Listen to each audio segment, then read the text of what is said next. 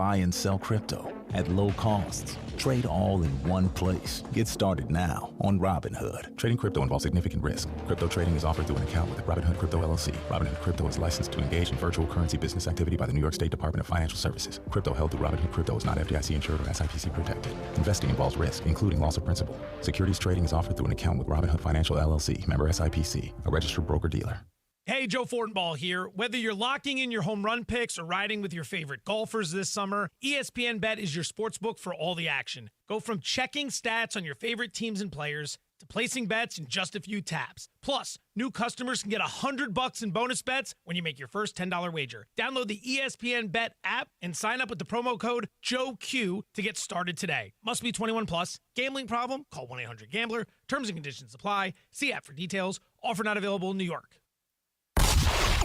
Let's go. It's time for Sedano and Kap. A little sabor, and we're going to just nosh. It is George Sedano. It is Scott Kaplan. Sedano and Kap is on. I'm going to have to say respectfully, I'm going to disagree. Okay, why is that? I don't know. The LA Afternoon Drive takeover. He likes to lay the wood. Yeah.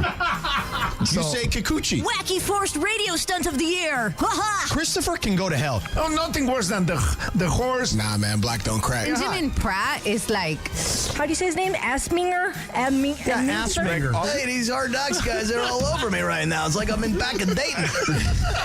You are a bit killer. Because you got to talk about sperm? Here we go. You don't know. You don't know. And you know why you don't know? Because you're gutless, Andy. You're gutless. Sedano and Kap. God, I'm going to melt you. I mean, Brian, it works better when I do the humming, but you have to do the strong part. Yeah, so yeah. when you sing. Okay, no, keep going. All right.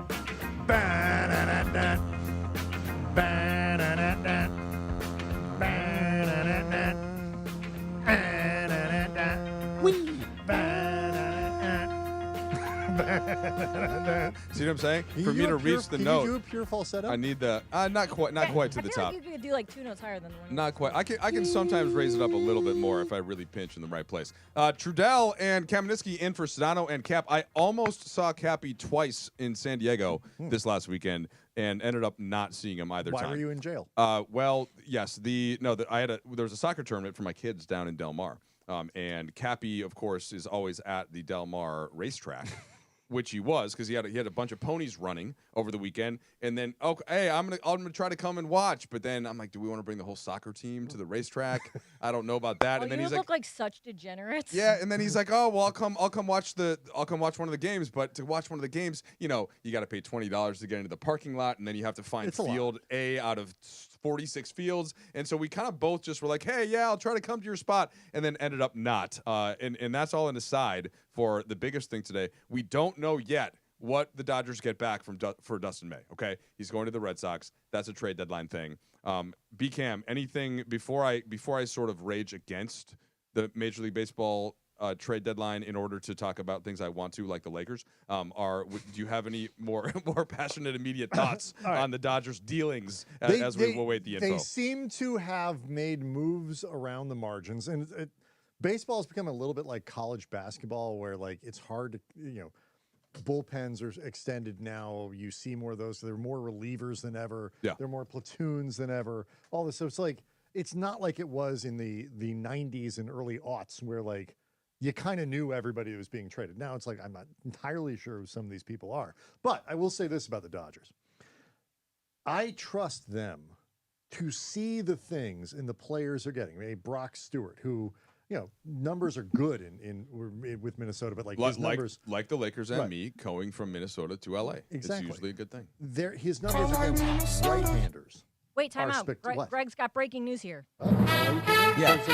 Oh, okay, yeah. No. We thought you were just going to cut no, off. I was waiting. I was just waiting for you guys to finish, but you said that we don't know who the Dodgers got from the Boston Red Sox for Dustin May. Oh, but Greg knows. Greg knows. So I wanted to let you know his name is James Tibbs III. He's a power hitting outfielder, corner outfielder. Nice. He was traded from the Giants to the Red Sox in the Rafael Devers trade, and he's now the Red Sox number 5 prospect. JT3, they call him. JT, that's exactly. Yeah. James Tibbs III. Is this somebody that could conceivably contribute towards a push. Not this year. But okay, and that which makes sense because he's a prospect. Push for Yeah. Oklahoma City. James as Tibbs expected. III. Because if you're Like some Boston tea and crumpets. and you're acquiring can't hear May you. because you need an arm, why would you? Because conceivably you want to make a run. The Yankees a little bit unsure. We'll see if the Blue Jays can keep it up. Whatever. They're not going to attach somebody that would be good enough to play for the defending World Series champion. Right. But see, like this is where the Dodgers excel, and when it was sort of getting, it's like you go and you get Brock Stewart, is everyone get excited about Brock Stewart? No, but Been really good against righties. Really good against I did send one right-handers. text to a Minnesota Twins person. That There you just, go. Okay, that was my. He's due been great diligence. this year. And Yeah. they were kind of like a little mad because we liked him, and especially since the like Dodgers got sneaky him, good. maybe we like him more now, even knowing that that's what happened. Yeah. So a They smart front traded office. for some Yeah. 11-foot tall, 21-year-old in Tampa Bay. Yeah, yeah. Like who's like they're 6'10". good prospect. Gervais. all that stuff. Randy They do- Johnson, they do- height. and then in a year, James Tibbs III will be on his way somewhere else, along with our 11-foot. Or pitcher. he could be taking He could over be. at some point. But like they're either going to be here or they're going to be on their way somewhere else because they're now parlaying somebody else's the sixth best prospect that they got for trading a pitcher that they no longer needed. Right. They're just really good at using their assets to get more assets. 100%. And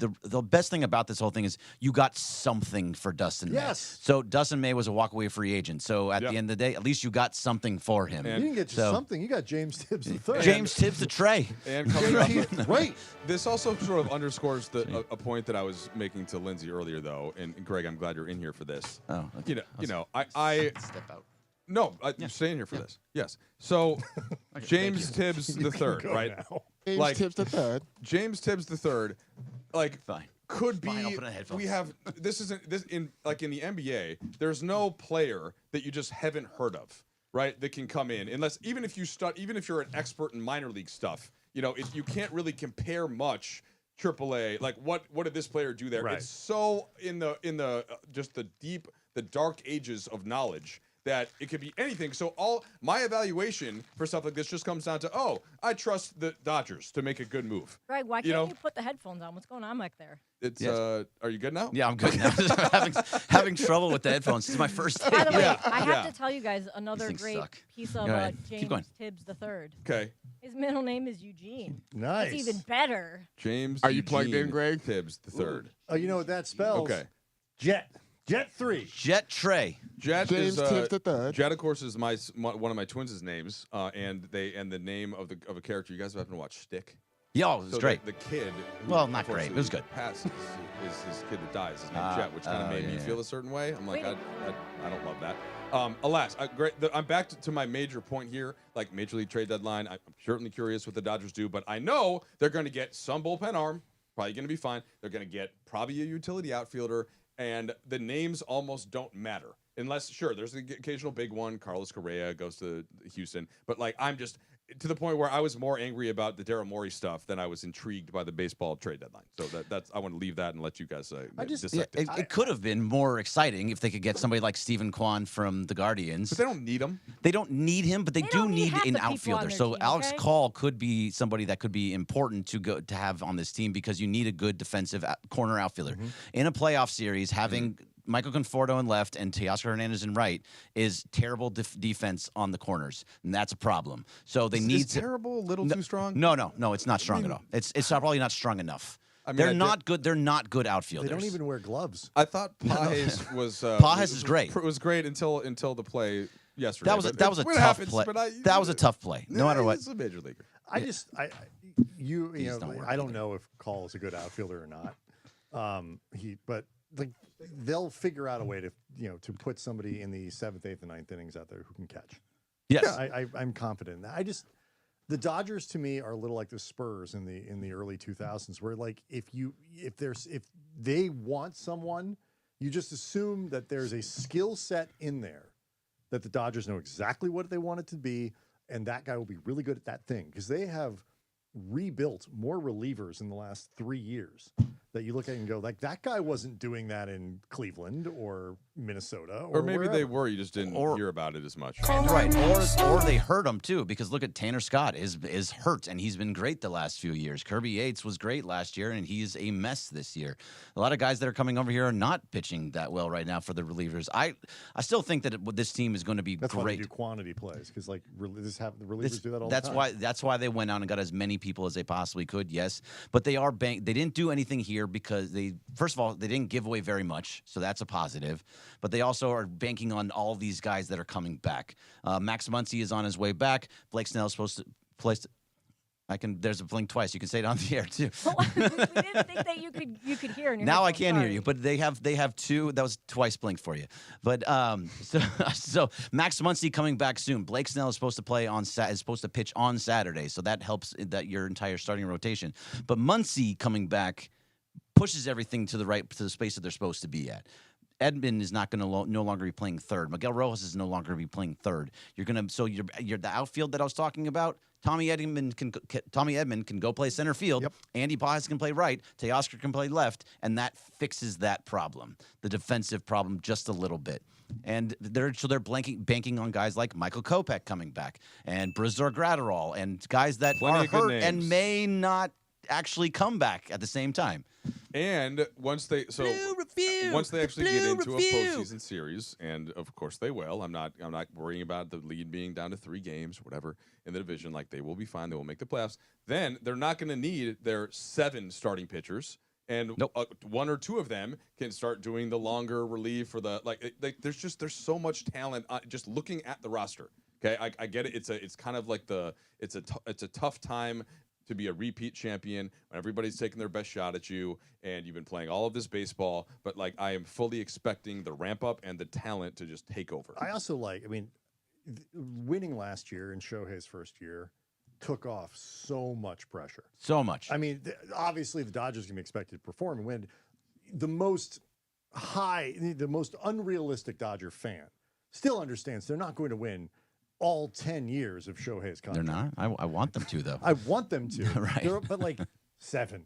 But like, isn't it nice to be able to be greedy? Yeah, exactly. It is. Oh, for sure. Every year that goes by where they don't win one, though, all of a sudden it's like, okay, you better win this year. You better win. So they won in the first year. It buys them a couple of seasons to not have to do dumb things.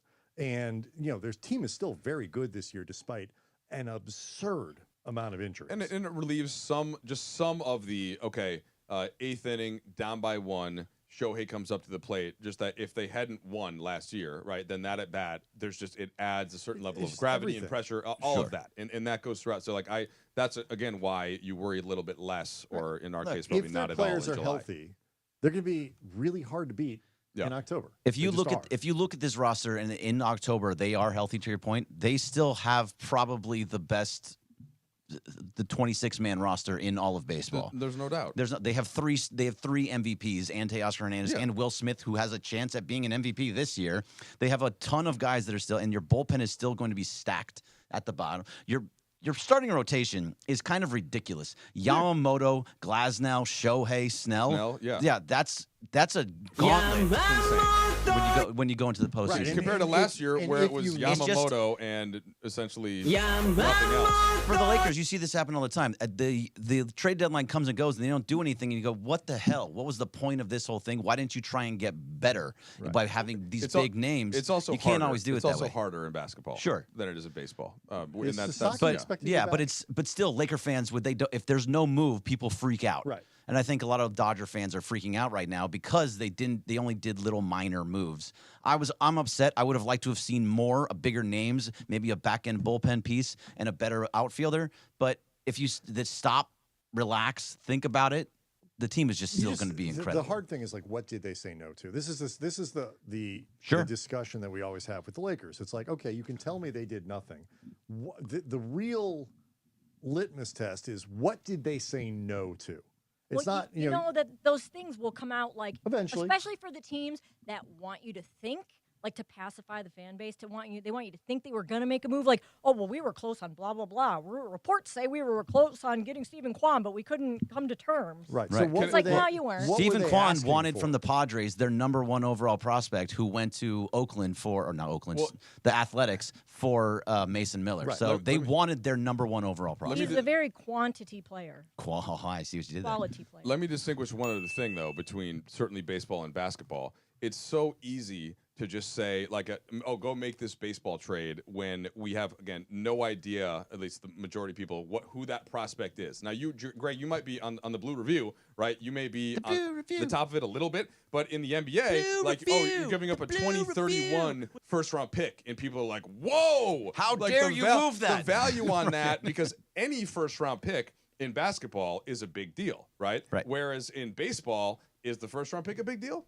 No. I don't know. Well, maybe it's so hard to quantify in baseball that I think fans are more likely to be like, yeah, sure, and especially with all the success the the Dodgers fourth best prospect in the organization, 3/4 of the time, never makes an impact. Freeman could make a deal for Kwan. They could have included let me rephrase it this way: is there a certain amount of like farm system stuff that Freeman would give up where people would be like, no, that's too much? Yes, 100%. People were saying you cannot move Josue DePaula. You cannot move Zaire Hope. You cannot move just like Jackson Ferris. Any of the names that the people that have grown to know these people in the minor leagues. And by the way, Zaire Hope, really good prospect. For the hardcore, high A, yeah, and people don't even know it. Yeah, but he's a high A prospect. He's supposed to be really good, but we don't know. And again, I heard you make this point on one of the earlier shows. Like, Will Smith is how old? He's around 30. You know, but he's still got probably he has a 6 10-year prime contract. years left. Yeah, you know what I'm saying. And so for your catcher prospect, it's just like the Dodgers they have so many good players right now, and then they can always go get another star, and they'll just pay him in 30 years. It's hard to get too worked up about. They're stacked too at the right positions because Greg and I were talking about this before the show started. Like to have catcher be a place where, because even if Will Smith, gets into his 30s, the offense dips a little bit. He's a very good catcher. He does a good job with the staff. People like throwing the baseball to him and all that kind of stuff. Like, he is going to be your catcher for a while. So a player like Rushing has very little value to you, but has a tremendous amount of value around the league. And so they didn't move him this time, but they might move him in the summer. They could use him in the next deadline. Sure. They could teach him to play another position, whatever it might be. But all of a sudden, like, when you have really, yes, their starting staff is very expensive. It is also very injury prone, but they have so many of them that you can afford to take some of your better prospects and put a couple of them into deals because you have so many good frontline pitchers. That has tremendous value. Why I wanted to do it for Stephen Kwan, because of what the value he would bring, and you have all these guys in the minor leagues that are very much blocked. So that was that is the most disappointing part of all of this. Overall, I still think they win the World Series. Yep. I think we're all in agreement there. At least that's what sounds good. Okay, Greg Bergman, thank you for stopping by. Feel free to come back in if you have more things to uncover with the trade deadline, because you never know, something might eke out that just got in at the deadline. It's Kamenetsky and Trudell in for Sedano and Kap. And coming up, Brian, there's something that happened in the NBA that, for me at least, overtook the interest in the MLB trade deadline. Really? And we will get to that next. Your next Subaru is waiting.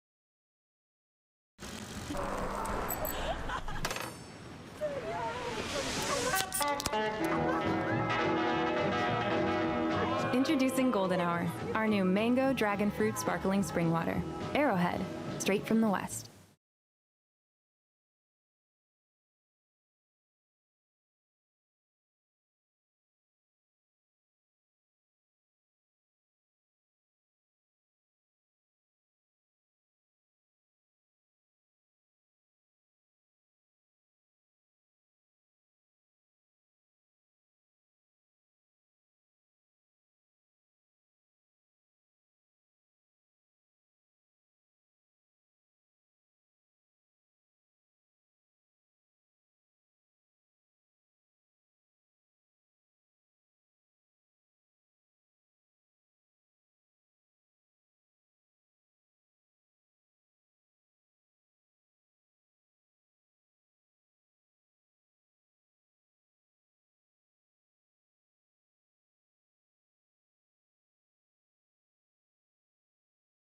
Waba Grill is an LA original, so we've got to keep it real. Enjoy $5 happy hour weekdays after 3 p.m.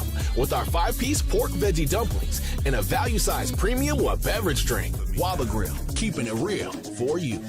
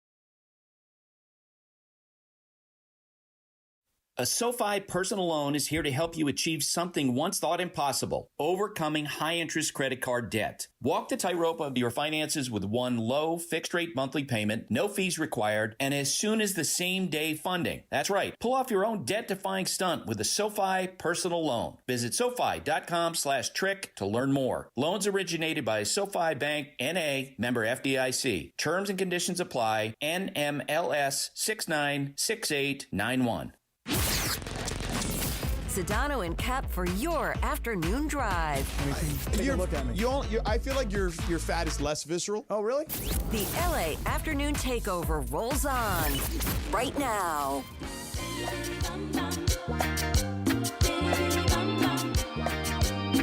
Okay, wait, is this a test, guys? Should I recognize this? Do you recognize this, Brian?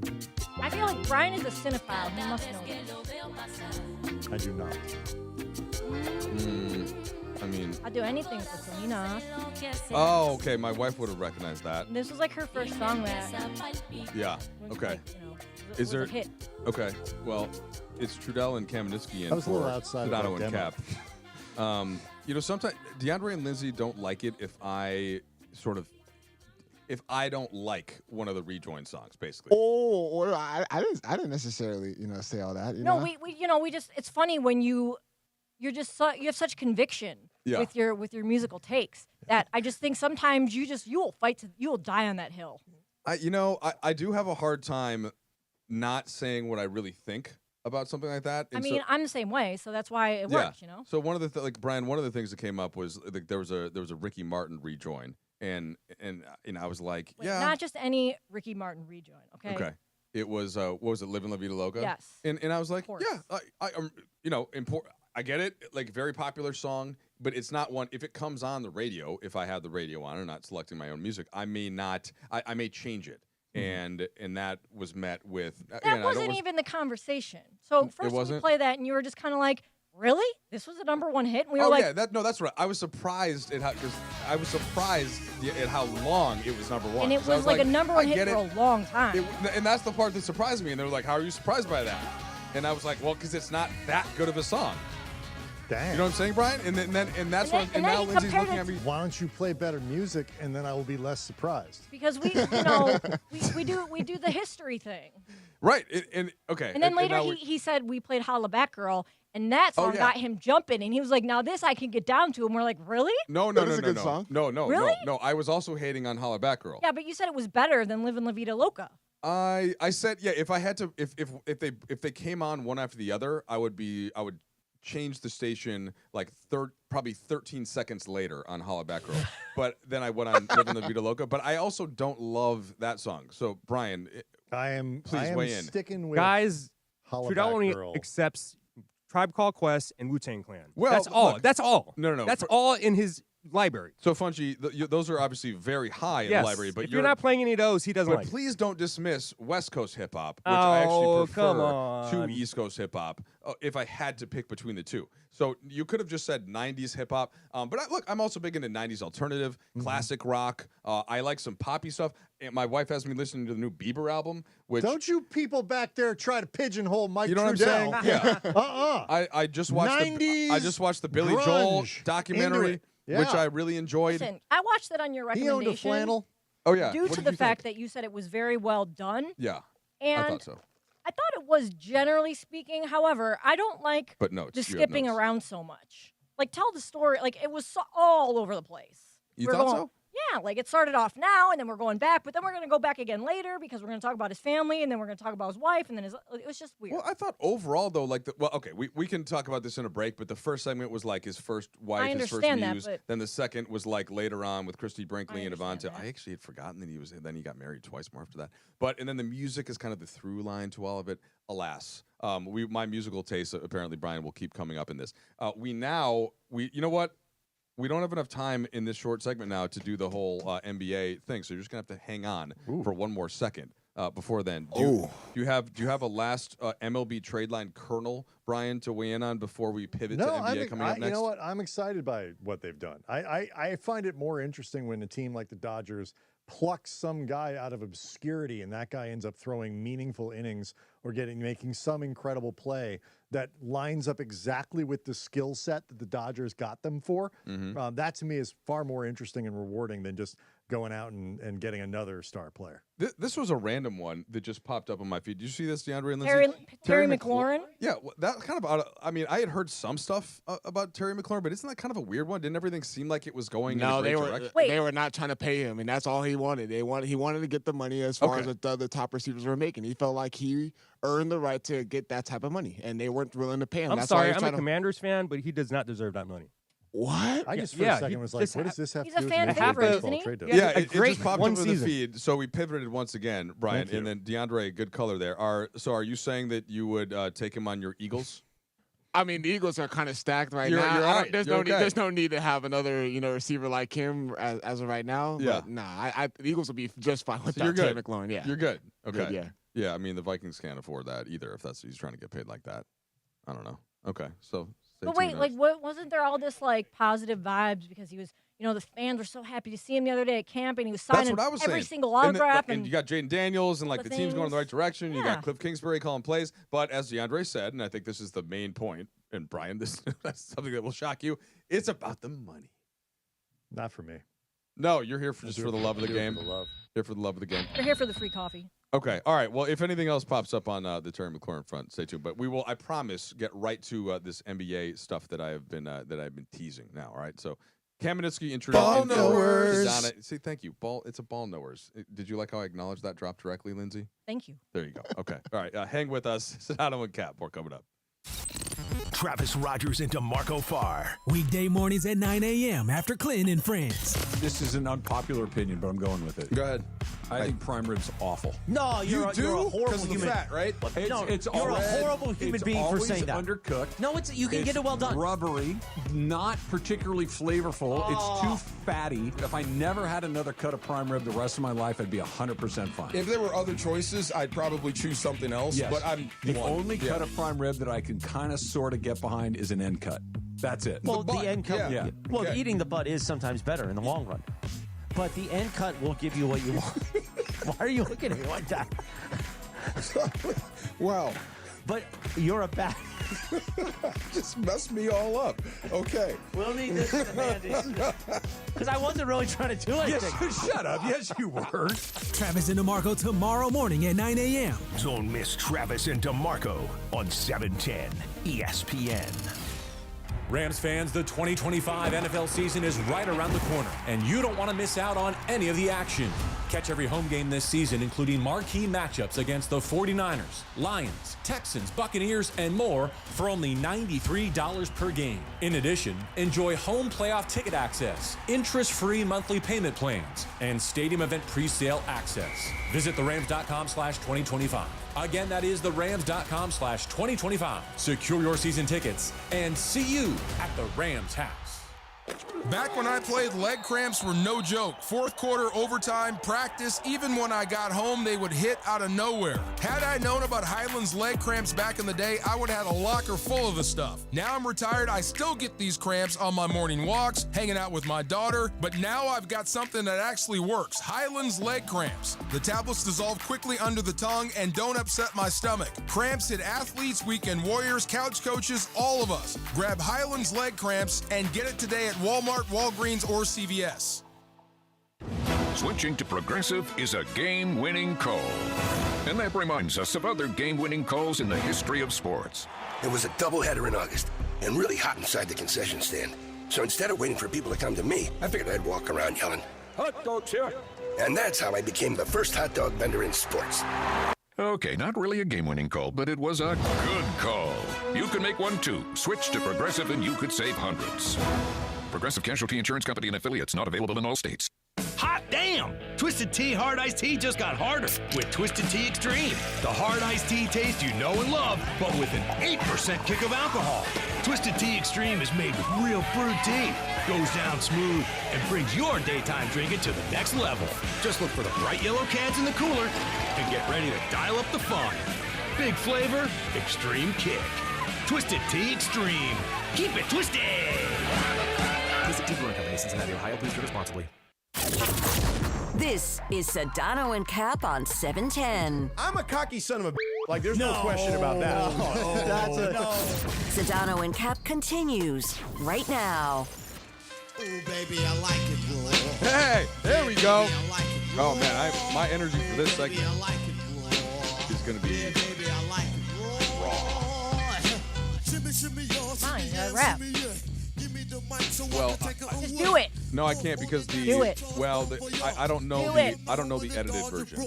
Okay, and so like I will just be saying lots of swear words, which I can't do right now. See, I mean DeAndre's on that though. All right, it's Sedano and Kap. By the way, you didn't even ask why we're playing. Oh well, no, it's because Old Dirty Bastard was arrested on drug charges in this day in 1999. I put that on there just for you. Yeah. Just for you, Trudell. Yeah, which I think we all remember where we were. I found that to be an egregious misuse of force, and ODB was innocent. DeAndre on was my in opinion. preschool? At the Now, time. now that was a great documentary. The That was. ODB one, that was fantastic. We can Very agree- well done. We were 10 out of talking 10. about a on guy that. who's lived. Yeah, We and can died. agree on that. Okay, Right? He so died, right?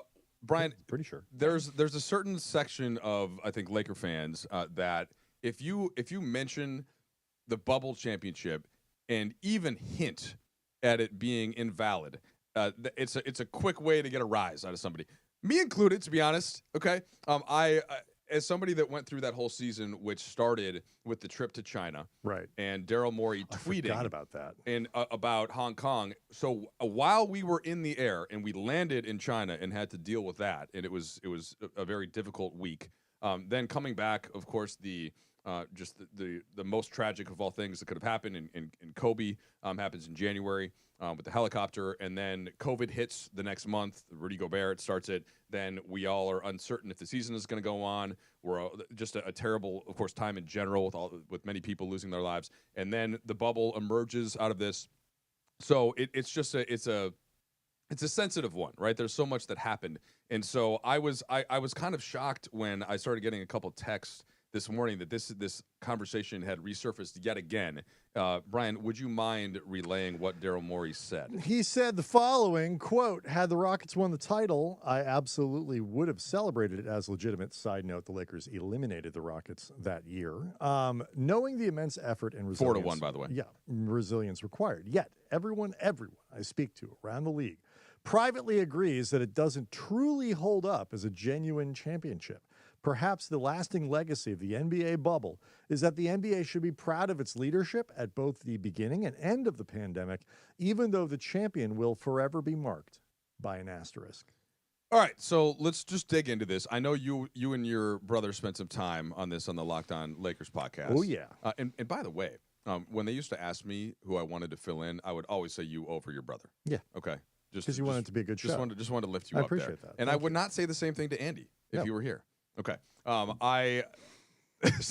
So that season, I mentioned, like, obviously I was there, and the Lakers at the time that the season ended, right, where they went into the, games had to be stopped. For 52-19, we're in first place. They had just destroyed the Bucks and the Clippers in consecutive games.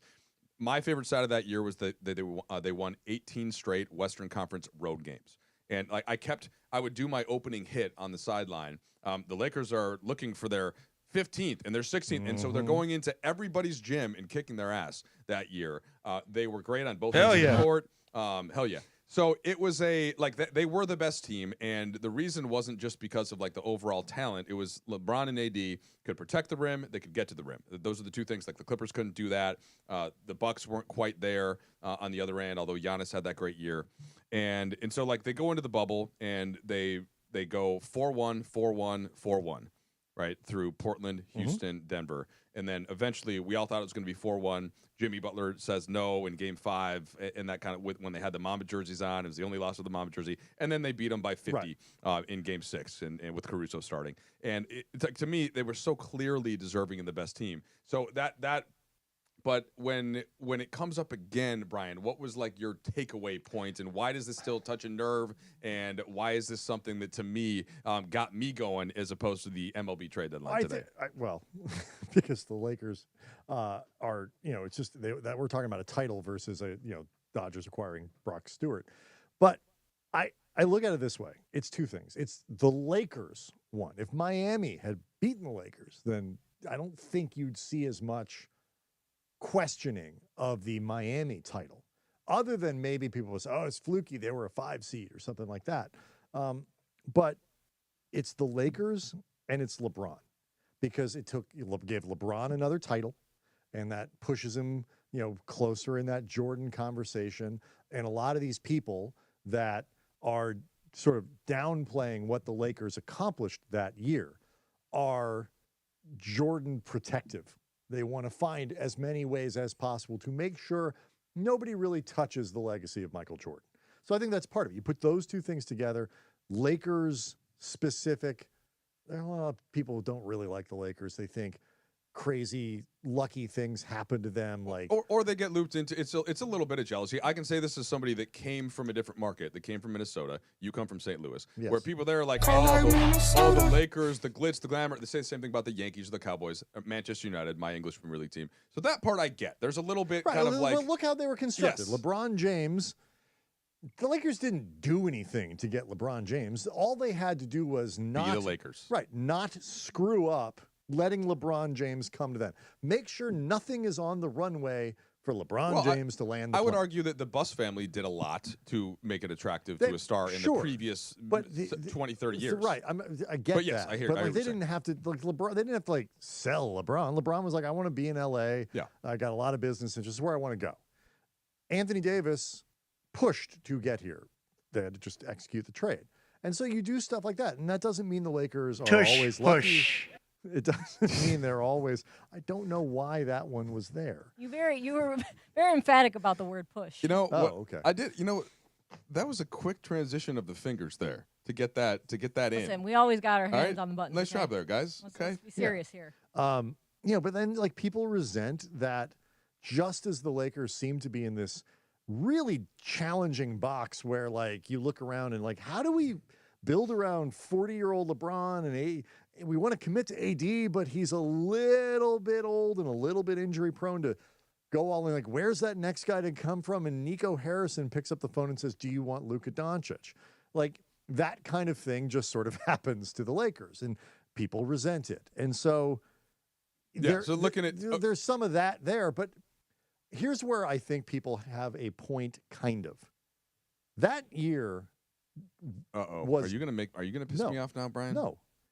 If you want to say that year deserves an asterisk because it's different, because it's harder, unrepeatable, the Lakers have had a challenge trying to figure out what worked for them with the 2020 team and replicate it after that. And then doing things like trading for Russell Westbrook made it even harder. I thought you were going to make the point that by being the top seed and not getting home court advantage, that's where I'm going to go. Okay. All right. If you want to make it and say it's different and asterisk it for different, Okay, but that's not what anyone ever means when they're talking about asterisks. Fair. They always mean lesser. Right. And if you want to try to tell me that that was lesser, go talk to any player that was that worked through that bubble situation, and they will tell you that mentally it was harder than anything they've ever done. And then, like you say, yeah, Lakers were the number one seed. All of the advantages that you're supposed to get from being a number one seed, less travel, home crowd, all that stuff.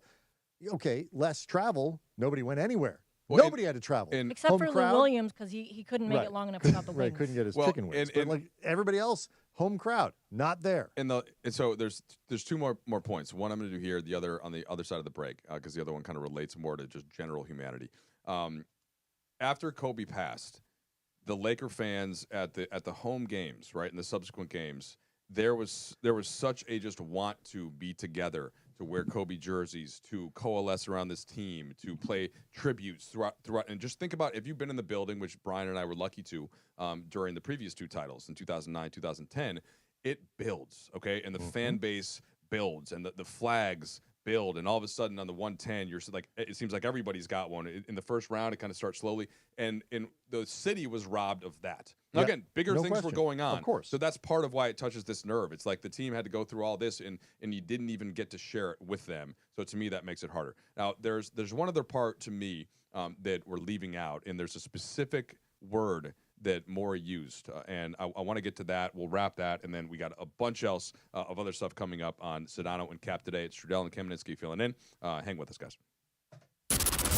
The most followed sports radio station in the world.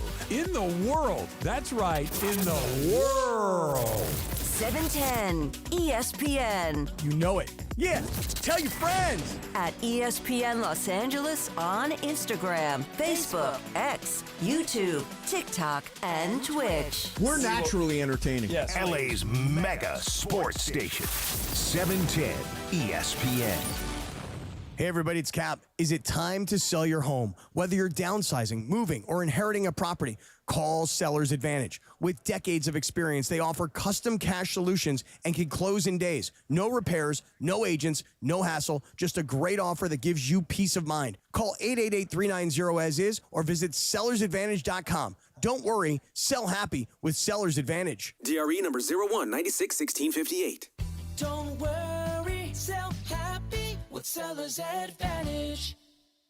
Hey guys, it's Sedano. If you're ready to upgrade your driving experience, you gotta go and check out what's happening at Cadillac and their incredible new lineup of state-of-the-art EVs, sedans, and SUVs. And hey, look, there's no better place to experience the luxury of Cadillac than at Cadillac of Beverly Hills. Check out Cadillac of Beverly Hills and their beautiful showroom at 8767 Wilshire Boulevard in Beverly Hills. And check them out on the web at CadillacBeverlyHills.com. Actual price will depend on product and subscription plan. Featured products are compounded drug products, which the FDA does not approve or verify for safety, effectiveness, or quality. Prescription products require an online consultation with a healthcare provider who will determine if appropriate. See website for details, restrictions, and important safety information. Want a boost in and out of the bedroom? Hims has you covered. Introducing a new 2-in-1 approach to level up your game. Tadalafil for better bedroom performance and zinc for testosterone support. Put it all together and you've got what you need to turn things all the way up. Getting started is simple. Just go to hims.com/joy to start your free online visit. Through Hims, you can access ED treatments including pills, chews, and more. 100% online. No office visits, no pharmacy lines. Just fill out a simple intake form and a licensed medical provider will determine if treatment's right for you. If prescribed, it ships free and discreetly to your door. Find affordable treatment options at up to 95% less than brand names at hims.com/joy. That's hims.com/joy, HIMS.com/JOY. 710 ESPN, your home for the 17-time world champion Lakers. KSPN Los Angeles, a good karma brands radio station. It's 4 o'clock in the Southland, and this is Sedano Kap. The LA Afternoon Drive Takeover. It is the Waba Grill 4 p.m. hour. Get to Waba Grill for their new $5 happy hour weekdays after 3 p.m. Right now, it's time for what you need to know with producer Lindsay on Sedano and Kap on 710 ESPN, the all-new ESPN LA app, and watch live at ESPN Los Angeles on YouTube. He was like, on YouTube. 3, 2, 1. I'm still remembering how to lead shows, so I forgot that It's okay, Lindsay I'll do was it. going to start the segment with what you need to know. So hold the thought. I do have one more issue to take with Daryl Morey. Okay, but I'll what save you that. need to know is brought to you by Morongo Casino Resort and Spa. Good times, less than 90 minutes from wherever you are. And what you need to know is that somebody's guy, I was going to say our guy, but he's not really our guy. He's some people's guy. Justin Timberlake said today that he's been diagnosed with Lyme disease, Yes. which is, like, that sucks because it makes you really tired all the time. A lot of people end up with, like, flu-like symptoms. It really, like, kicks your ass, takes a lot out of you. And so I feel like there's, like, a lot of celebrities lately that have contracted this. They must be all, like, hiking in the woods because that's how you get it from ticks. First of all, I was kind of bummed out to see that because love Justin Timberlake. It would explain his lack of dance skills on his tour right now. And Wait, I'm not what do you trying to be mean? mean. He's not dancing the same. Oh, that he used gets to? killed all the time for, like, his current tour. People have been killing him for, like, not doing anything. Like, everyone's like, he has no energy and blah, blah, blah. So this kind of explains it. Oh. He was going through a lot, though, in that time. Maybe he's getting old, though, too. LeBron can't do a 360 dunk anymore, right? Time out. I saw Nick Lachey, like, a year ago. Oh, you're biased because he's from Ohio. No. Yeah. I actually prefer NSYNC to 98 Degrees. Okay. And he was dancing like it was like 1998. Well, Nick Lachey's got to do. What about the other three guys? They weren't as good, but Nick Okay, then that's Lachey- what I'm saying. Like, Promise you from the Yeah, depths I of always my get excited soul. when Not what 98 you degrees? need to know is something that I legitimately didn't know. Yeah. You didn't And know I that. do feel like I need to know that. Did you That is know that information. Justin No. Timberlake? Okay, see, there I you did go. not. I learned something. Here. So I did see. My wife and I were discussing it earlier today because it was one of those like I don't know what I never. Most of the things I sign up for that I get alerts for, I don't remember signing up for e-news alerts, but I get them on my phone. I didn't sign up for nothing wrong with that. CappyCast updates, but I get them. You're right. I'm not saying there's anything wrong with it. I'm just saying like I know I signed up for like breaking NBA news or like New York Times. But Like you don't want to know what Kardashian is dating right now, or you whatever? know, that's what I'm saying. Not enough to the point where it's coming up as an alert. Like if it comes up, we can discuss it. But it's like I don't need an alert that like whatever Ricky Martin song was #1 for X amount of weeks like that. Well, I that could find out from would Lindsay. not be used for what you need to know. Yeah, No, that 'cause would you don't be need- used you- for a region. You don't need to know that. Exactly. And the first time that I heard of Lyme disease was as a kid in Minnesota, right? Going into some camp that was in the woods. Yeah. And Camp Tick. And be careful. Be careful if you and you gotta like feel your head afterwards. And you gotta like kind of is that? Yeah, it was a whole thing. And so I was not super aware of symptoms and such, right, for Lyme disease. So. I learned about it from Renee on The Real World. Two She things. had it. Two things. Seattle. Here. First, I honestly, I'm reading stories about this, and like there is a sort of sense of athlete has bad playoff series, and then leaks news later about like a knee injury. I was just saying this to like, Funch. the keeping them from performing is like. So you're saying everybody was crushing Lyme- JT for not Lyme dancing enough, and he's disease like, has I got kind of, Lyme disease. Yes, Lyme disease has kind of turned into like underperforming celebs reasoning. I don't want to call it Right. an excuse because if he really does have Lyme disease, He's not making it up.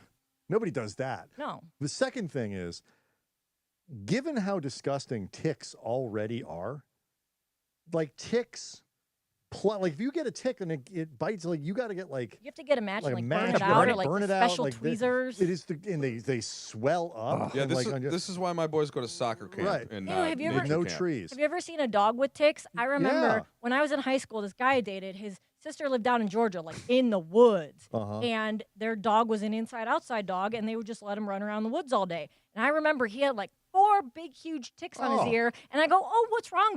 I've never seen a tick before.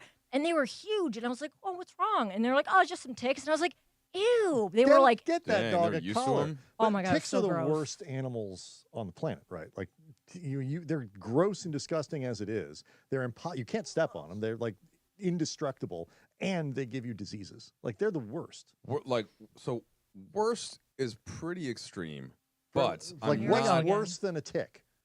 DeAndre, what's your least favorite animal? What creature Animal or insect? is worse Yeah. than a tick? I mean, like cephalopod. cockroaches come to mind. Mosquito? Cockroaches are nah. Because if a cockroach crawls on, they're disgusting. They're just so but much if a bigger, cockroach though. crawls on me and it's just crawling on me, and I'm grossed out by it, but it's not going to like bite into me, They bore bite, into don't my they? skin, and leave me with a disease. So Brian has a point. Mosquitoes. What about mosquitoes? Mosquitoes are pretty Mosquitoes bad. is They're annoying. you can kill That's though. annoying. As Yeah. somebody from Palm Springs, baby. No, sorry. I was trying to set you up for the Minnesota drop because you've been so on the drop. No, that's not how it works. Okay. Well, okay. Oh, it just has to happen. Okay. You have to say it. So I am from Minnesota, and there's no place that has more mosquitoes because of all the lakes that we have. So you have to, instead of you have to put extra cologne on when you're going over to your friend's house or something, because you know that if you're gonna be outside, you're gonna get hit by you have to have the bug spray on too. So you have to have the cologne. You could get West Nile. You could get West Nile from the mosquitoes, so that does kind of put them up there with ticks. But you can kill mosquitoes, though. To Brian's point, you can use. It'll be on your skin, and you smack that thing dead. And mosquitoes just don't look as gross as ticks. Have you ever seen those big ones? Yes. Those are pretty gross looking. I'm not keeping them as pets. If you've never seen a tick before, like I had it when I first saw one. I had no idea what it was. I thought the dog had like cancer, like what is that called, like a keloid or something. Not to go all Lebitard here, but put it on a poll. Like, what is worse, ticks or like grosser, ticks? I don't even know a single person though that has had a tick on them. You know a lot of people who have had ticks. Really? On them. I've had ticks. I mean, growing up in like the a Midwest. tick that's like attached to you. Yes. Yeah, I don't know anyone. I don't know anyone. Mom had to pluck one or two off when I was a kid. Okay. I'm sure.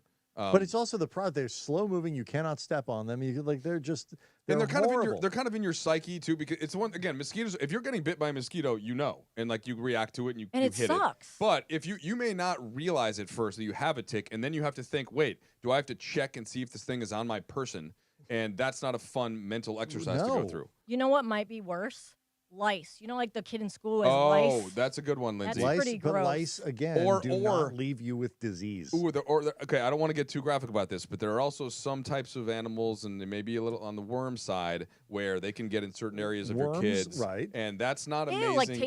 tapeworms? Tapeworms, not amazing. Tapeworms are really, really bad. Oh, yes. But the difference is, I kind of don't think of those as like animals, because you don't that like see. You never see a parasite. It's a parasite that you ingest. You don't even realize you've done it. Whereas the tick, it's like, oh, what's that thing on my arm? Oh, bleep, it's a tick. Well, you could get like worms, like the dog gets worms, and that's different than I'm not here advocating for worms. I'm just saying there's different. There's different kinds of worms. I love worms, bro. You ever start playing with a puppy at the store and he poops out worms? Like, it's pretty gross. It's disgusting. They are gross. awful. And Most tapeworms. puppies get them. You ever Yeah, I seen can't like relate. people pull out tapeworms and it's like a magician with a handkerchief. Okay. That just keeps going. And but what are we gotten ourselves into? They're still not as bad as ticks, because you don't know the tapeworm is there until it's already there. I mean, just Lindsay, because this is Sedano and Kap, do they have weird animal things? Than a tick. Like either one of them is Cappy, like complaining about certain types of animals, or like cats for dogs or insects, or are they weird about any of this stuff? I mean, Funch really, really, really loves cats. You have a cat. Okay, but what about Kap and Sedano? Because I know Funchie's got some of those inclinations. Yeah, Kap has a dog. It's Jack the Frenchie. Yeah, you know. No, the front. Yeah, that's what I'm saying. But Kap doesn't like snakes. But certain like animals really freak him out. Yeah, he always talks about how he doesn't like snakes. Oh, okay. So every year at the Lakers do this great like party for all like the staff and players families come, and they always have somebody come that's got like all the big snakes, and so like Jack Hanna. Kind of. I mean, just an animal expert, right? And you put the big boa on your shoulders, and if a handler is there, like yes, it freaks you out a little bit. So, but the thing would be if a snake just like popped up its head in my house, then that's a different level of freak out. Okay, I've got one. Right. Okay, Brian's been doing research to find something that's worse than. Can we do Go it? for it. Yeah, we do. We got a couple minutes. Now, this is a specialty animal. It is worse than a tick if you're a fish. A parasitic crustacean called a tongue-eating louse. Hey, what does it look like, though? Is it gross looking? Did you just did you like I googled what is grosser worst than a tick. female animal? You forgot unfortunately, lice. in what AI told me is, ultimately what one finds gross is subjective, influenced by cultural norms and personal experiences. So if you're a fish, a parasitic crustacean, the tongue-eating louse, replaces a fish's tongue, which can be viewed as disturbing or disgusting due to the body modification of the host. So the louse eats and replaces. So imagine a tick that instead of sucking on your blood just became your tongue. Yeah, someone said in the YouTube worse. chat, leeches are worse than ticks as well. Okay, when you think of like Stand By Me, yeah, you're probably right. That is disgusting. But at least leeches had medical applications back in the day. Hey, would you willingly let a leash like suck your blood? Not anymore because I have a PPO. What at one point you would have, right? Right. In Okay. 1490, I'm sure I would have been happy to have leeches. I'm going to regret saying this, but if you can think of something that's either more gross or whatever, feel free to. So, Lindsay, what's the best way? Pop into the chat. Yeah, the YouTube chat or tweet. Pop into the Put a YouTube tweet at chat us. or just Heck. tweet at us, and we'll monitor. I mean, Brian does seem fixated on this topic, Put a so I poll don't know up. if I need Put up a anyone poll. else Hold on, wait. researching more. But feel free if you do want to get into that. Jonathan, can we get a poll on like the grossest insect? Ranker has 12 fascinating, slightly disgusting creatures that can live on your body. Yeah, like these topics have come up Happy before. Friday, everyone. But yeah, it's Thursday. Happy Thursday, everyone. Isn't it? I've gotten I real love it. Pretty strong sure it's Friday Thursday. energy. It's our Strong Friday, though, Friday you know? energy. It's our Friday. You told me it's it our was Friday. Friday. It's our Friday. Oh, because you don't have a show tomorrow. Correct. So it's Okay. all I our misunderstood. Okay. Friday. Except for DeAndre, he's still got to come in. Yeah. Good. Okay. Well, anyway, thank you for that segment, Lindsay. I feel like I'm kind of like touching my own body right now to make sure I don't have anything crawling around on it. But that's great. There's still one part of that situation and what Maury said and how it relates to real life that has me going up a little bit. And then there just to keep hammering away at this point. Brian? Did you see the ESPN NBA power rankings? I did. 1 through 10. Yes. Okay, so let's just say that the Lakers are at the back end of it, and there are a couple of teams that I will hear no arguments for a current ranking of higher than the Lakers. So we'll get to that coming up. It's Trudell and Kamenetsky in for Sedano and Kap. Yeah. This is the Waba Grill 4 p.m. hour on Sedano and Kap. Cool off with Waba Grill's new premium Waba beverages, like their new Ice Dragon Fruit Mango Lemonade, available now at Waba Grill. It's for you. More of Sedano and Kap next on ESPN LA. Hey, it's Greg Bergman. And if you aren't joining Marcus Grant, Parker Bell, and myself every morning on the Blue Review from 8:30 to 8:55 on the ESPN LA YouTube page, what are you even doing with your mornings? We break down everything from Shohei hitting bombs to Tanner Scott blowing saves. We talk about the highs and don't brush off the lows. Always honest and talking how we feel. It's all thanks to LAX, where changes are arriving daily and transforming the travel experience. The Blue Review every morning from 8:30 to 8:55 on the ESPN LA YouTube page. The Blue Review. The Blue Review. Have you checked out the new Park West Bicycle Casino? Only 9 miles from downtown LA, right off the 710. The bike has been reimagined with new ownership, renovations, and 200 table games. ESPN listeners get $30 in match play when they walk in and say, Cappy sent me. Park West Bicycle Casino. Real cards, real prizes, real close. Please gamble responsibly. 1-800-GAMBLER. GEAR-0001291, 001289, 001292. PSIS license number 1358. Looking for an easy way to save energy and earn money? With Clean Power Alliance's Power Response Home program, you can do both. Simply reduce your electricity use with small actions, such as unplugging appliances or air drying laundry during times of high energy demand. You could earn $20 just for signing up. Power Response. Great for your wallet and for the planet. Get paid to power down today at cleanpoweralliance.org/home. Hey guys, you feel it? The days are getting longer, the sun is getting warmer. Looks like our SoCal summer is here. And you know, here in California, we are all about choosing chill. From hitting the beach to the best hiking trails to going all out to support our teams, one thing really ties it all together: enjoying an icy cold Coors Light with great friends. Pick up icy cold Coors Light near you or get it delivered to your door today. Visit CAChooseChill.com to learn more. 2025 Coors Brewing Company, Golden, Colorado. Celebrate responsibly and cheers with icy cold Coors Light. Are you ready to make a difference for the environment while helping the visually impaired at the same time? Then donate your vehicle to Heritage for the Blind today by calling 1-800-983-6530. Every donated vehicle will either be properly recycled in an eco-friendly manner or given a new life through reuse. Donating your vehicle is easy. Simply call 1-800-983-6530 and Heritage for the Blind will do the rest. They'll even arrange for your vehicle to be picked up at no cost to you. And for a limited time, when you donate your car, you'll receive a $200 restaurant voucher and a 2-night, 3-day hotel stay at one of 50 locations. Call 1-800-983-6530 right now to schedule your vehicle donation and make a positive impact on the environment while helping others. Heritage for the Blind, where every car donation counts and every person makes a difference. Call 1-800-983-6530 now. This advertisement is paid for by Heritage for the Blind.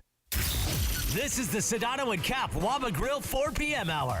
Get to Waba Grill for their $5 happy hour weekdays after 3 p.m. Get a 5-piece pork veggie dumplings with sweet chili dipping sauce and a value-sized premium Waba beverage drink like their new refreshing Ice Dragon Fruit Mango Lemonade. Enjoy both for just $5 after 3 p.m. only at Waba Grill.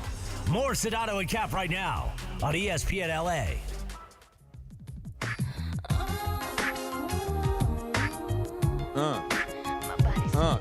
Yeah. That was my Cappy impression. Mike Trudell and Brian Kamenetsky in for Sedano and Kap. Yeah. Now, I do like this song. This is Christina, right? This is. Early Christina. Are you for real? You had to ask that? Is this her first No, song? I do, but I think maybe I just wanted to kind of leave the impression that I didn't 100% know. But I don't know if why. If you'd asked me, I'd have been think way bleeding too hard about confidence before I answered. I'm not trying to think too hard about it. That's just what my brain does, Lindsay. I know. I'm just telling you. You know, I mean, it just I what find it very happens. funny. Just look, what happens. Look at Harbaugh signing autographs like a gem. Oh, I love Jim Harbaugh. I have massive holes in my music recognition. So, like, you can. You didn't know that was Christina? I did, but Okay. like again, I would. If you asked me who is that, I would have been bleeding confidence as I answered. You know, the way that you said that, I didn't know where you were going. So that was a #1 hit It was from a very Cappy thing to say. from my senior year in high school. That was a #1 hit, 1999. Oh, I could use the rundown. That Did you will give me some. Did you guys clues. have a Y2K party, Brian, at that time? No, I remember being scared out of my mind. Oh, we had a party. It was like half of my high school. It's like a big party. Did you think like everything was just going to end after this? No. I couldn't have been less concerned. Oh, I was just nervous. I mean, I was younger, but I thought all the computers was SOP. Like you everything. did? No. I was one of those guys. Oh, okay. That doesn't surprise me, Funchy. I stayed in the house that You day. stayed in the house? You're just like alone in a room? Yeah, I was. Did you have watching, some supplies? Yeah, watching Dick Clark's thing, whatever. With Did his you have cat. what supplies did you have? I had maybe a jumbo jack and some fries, and I wasn't really prepared for anything. I just had Jack in the Box. Oh, okay. Got you. Okay, so you weren't that worried. How long did you think that would last you if disaster struck? Well, I would hope to take a bite a day of the jumbo jack. No, I was just concerned about like if the girl that I like was invited to the party. That was like the Funchy main. was all provisioned up just in case anything Ninth, went wrong. ninth grade was like, you said you were. I was a senior in high school. Okay. Well, I was going to say like ninth grade, like the first year of high school, that's like the best year to go to parties because like you're not supposed to be there, but you are kind of there because somebody let you in. That's true. Just in general, I always found it fun to Yeah. be like the freshman. The kind of the new to the I'm here. scene. Hey guys. Yeah, fun to be the I'm here. senior too, though. Okay, I'm so, here. Brian. We were speaking earlier about Daryl Morey brought up the whole 2020 bubble thing and essentially said, "Can you have it in front of you, right? Can you say the second part of the quote where he essentially kind of relays what he thinks the whole league thinks?" Perhaps the lasting legacy of the NBA bubble is that the NBA should be proud of its leadership at both the beginning and the end of the pandemic, even though the champion will be forever marked by an asterisk. Okay, yeah, that was part of it, but wasn't there a part where he said, Oh, yeah. that's really not the No, second that's not the half, one, but, yeah. I'm just doing what I'm told. Yeah. Yet everyone I speak to around the league privately agrees that it doesn't truly hold up as a genuine so championship. there's one word that I want to take out there, the word that bothers me, and it's everyone. Now, this comes up sometimes if I'm debating an issue with my wife, or even sometimes say a different thing with my mother or one of my best friends, somebody that I have a very comfortable dialogue with. And when you try to summarize something in the past by saying, everyone said this, or you always do this, or you always said that, that really gets me going, because I do not think, Brian, that everyone around the NBA, because I know a lot of people around the NBA and have had this conversation with people on other teams, other media members, other broadcasters that work for other teams, including several of the ones that the Lakers beat during that time.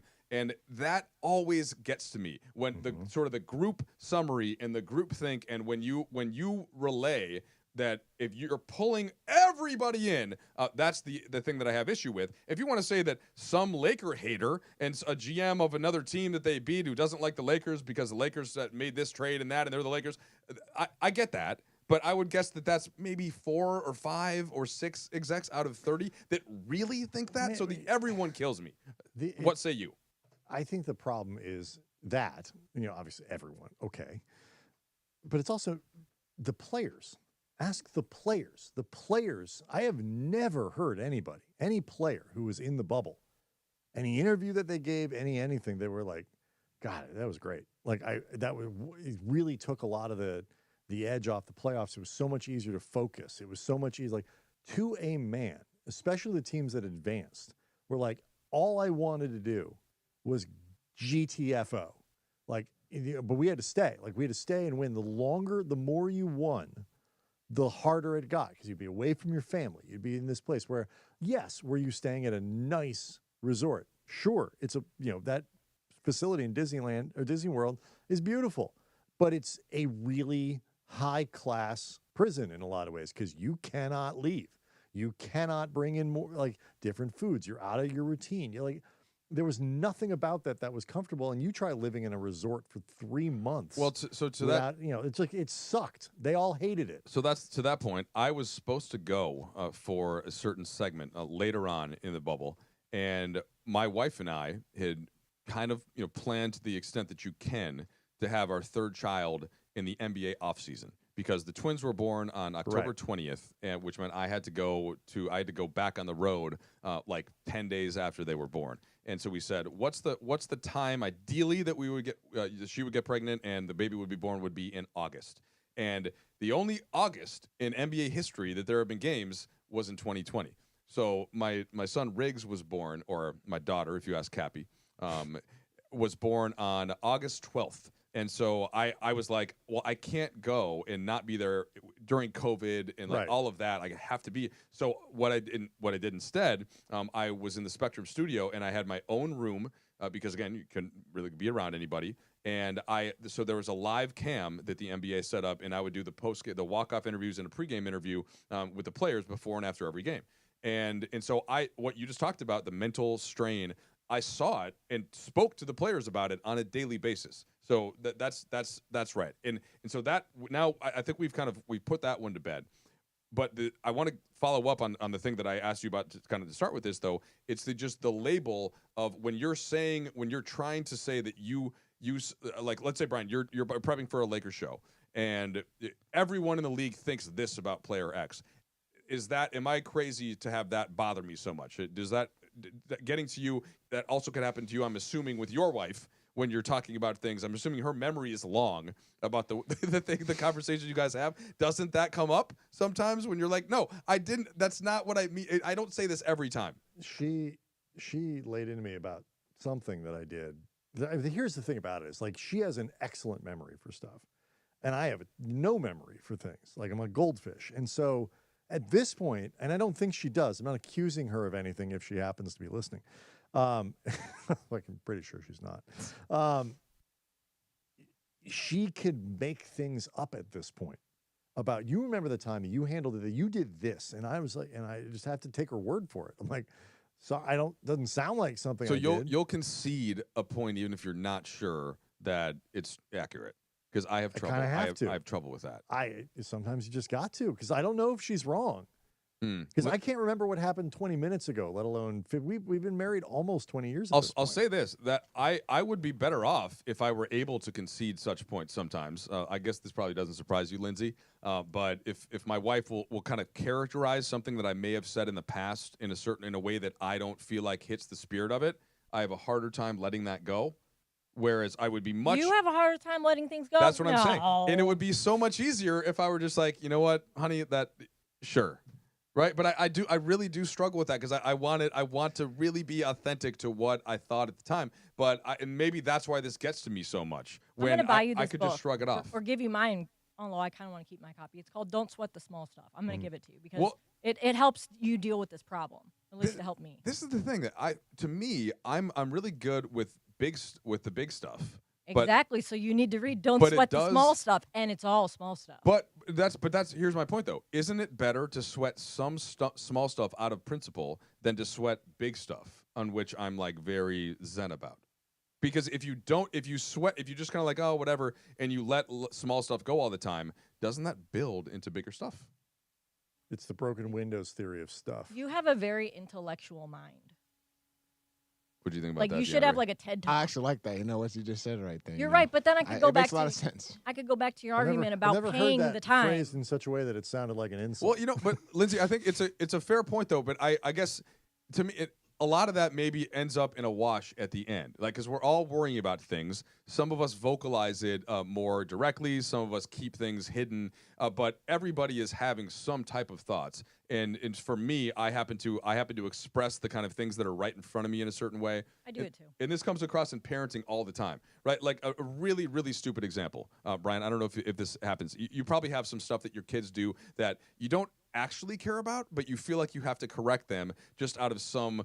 Oh, I'm supposed to teach you this. Yeah. So like this could not be a dumber example. My kids on our refrigerator. When you press the button to get the ice to come out, right? They inevitably do it too long, and ice. Every time they do it, ice comes up on the floor. And then I get in the kitchen later, and I'm like my socks get soaked, right? And so it's again a really little thing. I could just pick my battles and not say anything, but I want them to know. Look, guys. Not only is this kind of annoying, but also water is going to be increasingly scarce as you go on through life. And it's a waste of water. And so I'm like, that's very deep. Do I really need to teach them about preserving resources through the ice machine? Maybe not. But like it's a little thing, but the larger point I'm trying to convey to them is to sort of appreciate and respect the resources around you. It would be like, not flushing 3 times like while you're going to the bathroom or something. Just little stupid stuff.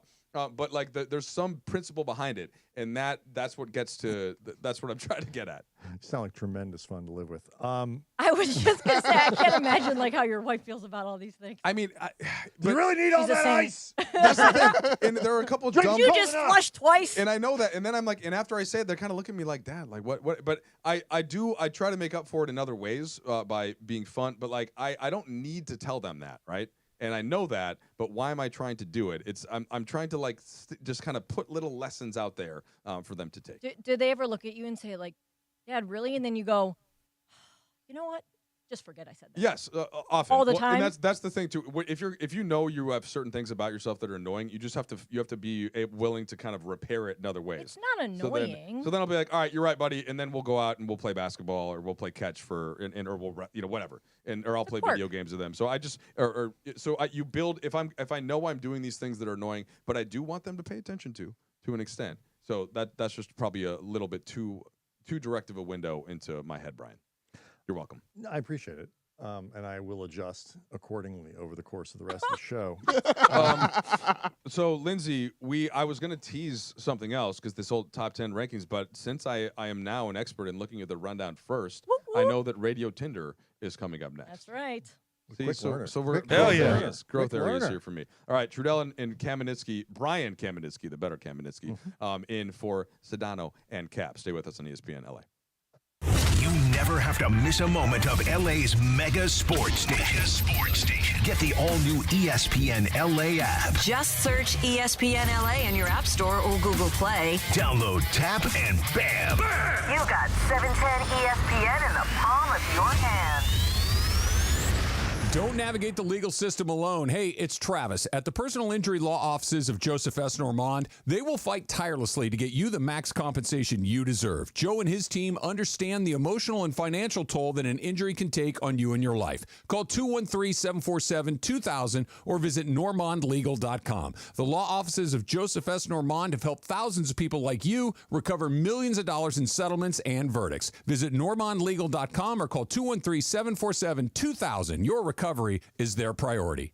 Hey, everybody, it's Cap. Are you downsizing or inheriting a home? Want to cash in on your equity? Call Seller's Advantage. They buy homes as is with no costly repairs, agents, or commissions. Get a competitive cash offer and close in days or on your timeline. Seller's Advantage has over 20 years of experience and even offers a $20,000 advance for moving expenses. Call 888-390-AS-IS or visit sellersadvantage.com for your no-obligation offer. DRE number 01961658. Don't worry, sell happy with Seller's Advantage. You know that feeling. You're finally asleep and bam, a leg cramp comes out of nowhere. Look, I've played through pain, but waking up with a leg cramp at 3 a.m., that sucks. So I don't mess around anymore. I keep Highland's Leg Cramps PM on my nightstand. No groggy side effects, no harsh meds, just a fast, effective relief that lets me sleep through the night without the Charlie horse surprise. Get the sleep you need with Highland's Leg Cramps PM. Get it today at Walmart, Walgreens, or CVS. Highland's Leg Cramps PM, because you don't need a midnight workout. Waba Grill is an LA original, so we've got to keep it real. Real fresh with our Asian-inspired menu that's grilled to order every time. Take me up and never put me down. Real quality with our marinated proteins like hormone-free chicken, ribeye steak, wild-caught salmon, and shrimp. Enjoy $5 happy hour weekdays after 3 p.m. with our 5-piece pork veggie dumplings and a value-sized premium beverage drink like our creamy and delicious Thai tea. Waba Grill, keeping it real every day for you.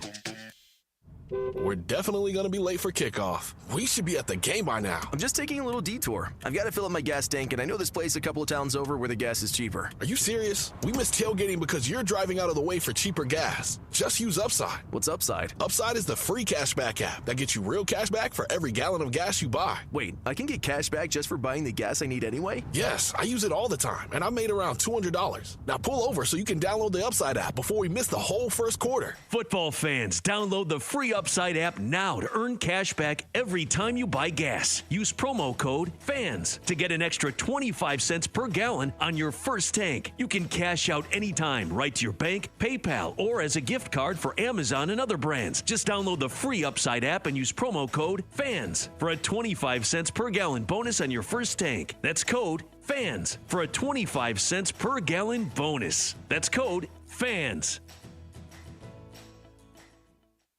This is Sedano and Kap, the LA Afternoon Drive Takeover. It's the 4 p.m. Waba Grill Hour. Enjoy Waba Grill's new $5 happy hour weekdays after 3 p.m.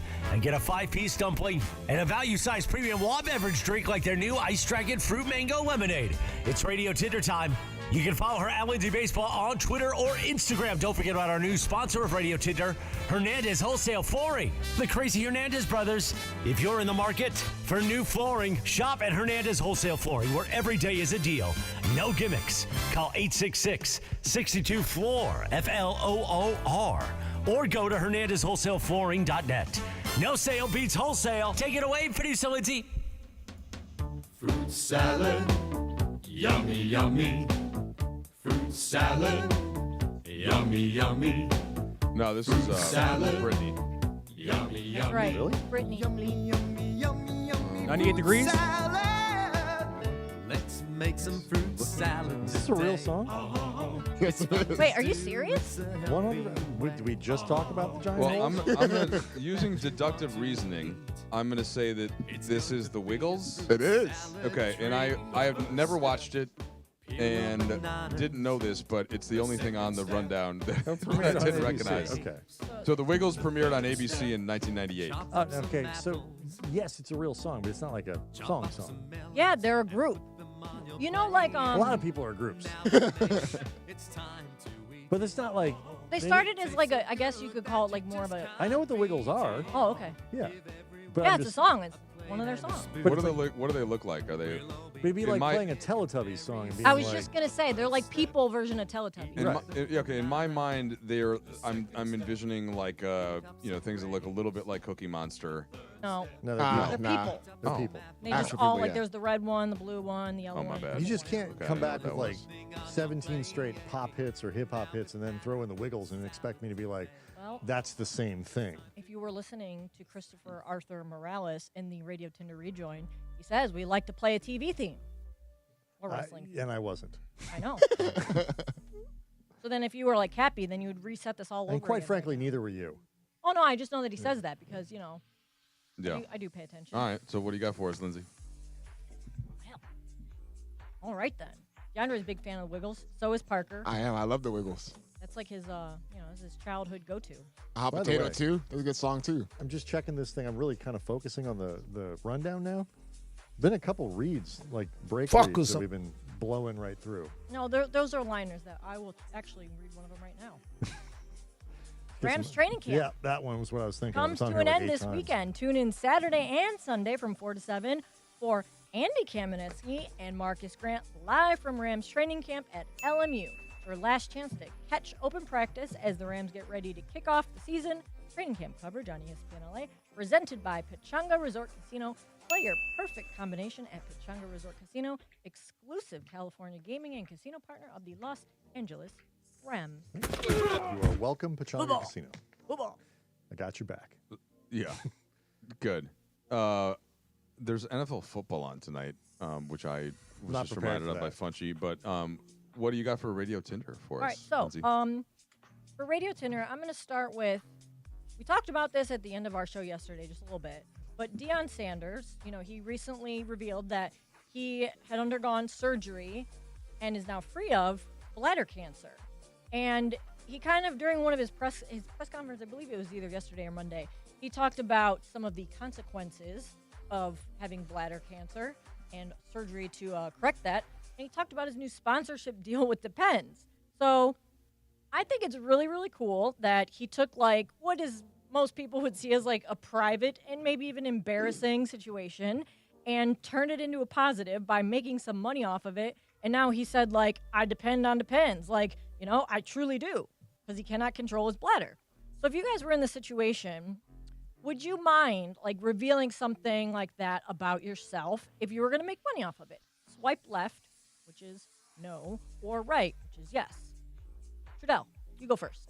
Yeah, I'll swipe right. I just think it does take a certain level of courage, to just to share any story involving sickness, and in this case, to maybe destigmatize it to some degree as somebody that thinks about bladder cancer. So we can all start to put some things together. Okay, well, does that impact the way that you go? Number one, number two. You don't know exactly what it is, and so. To me, it's cool that somebody that has that sort of stature would say so. I think that every year that I get a little bit older, I think about when I started first coming on the radio and to now, and that the growth and being willing to just share whatever it is about your life, that comes with maturity generally. And so I think by the time that you get to that age, why hide anything? So I think that's cool. And I also want to say, I interned for the Ravens in 2005, and so this was Deion Sanders on the team that year. And I, to this day, have never been around an athlete that had that level of charisma. And I've, of course, been around basically every NBA player and some NFL players since then. Kobe certainly gets close, but it's real, okay? I've been in the room, the way that his teammates revered him, clearly the way that his players do. So I think that it adds a little bit of juice to it in that it comes from Deion Sanders. Wow. That's very impressive that you hold him in such high regard as far as charisma. Even more aura than SGA. And lots more. Thank you for letting me share in your aura. And I'm telling you, Ray Lewis was on that team, Ed Reed was on that team, and the way that they looked at Deion Sanders, there's a certain, look, you could ask LeBron about it.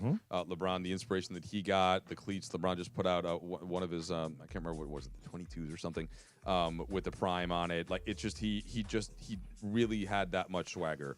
It was real, and he still certainly does, but at that point, when he was still playing, I've never seen anything like it. Awesome. How about you? Definitely a swipe right's the good one, right? All right, that's a yes. Definitely swipe right.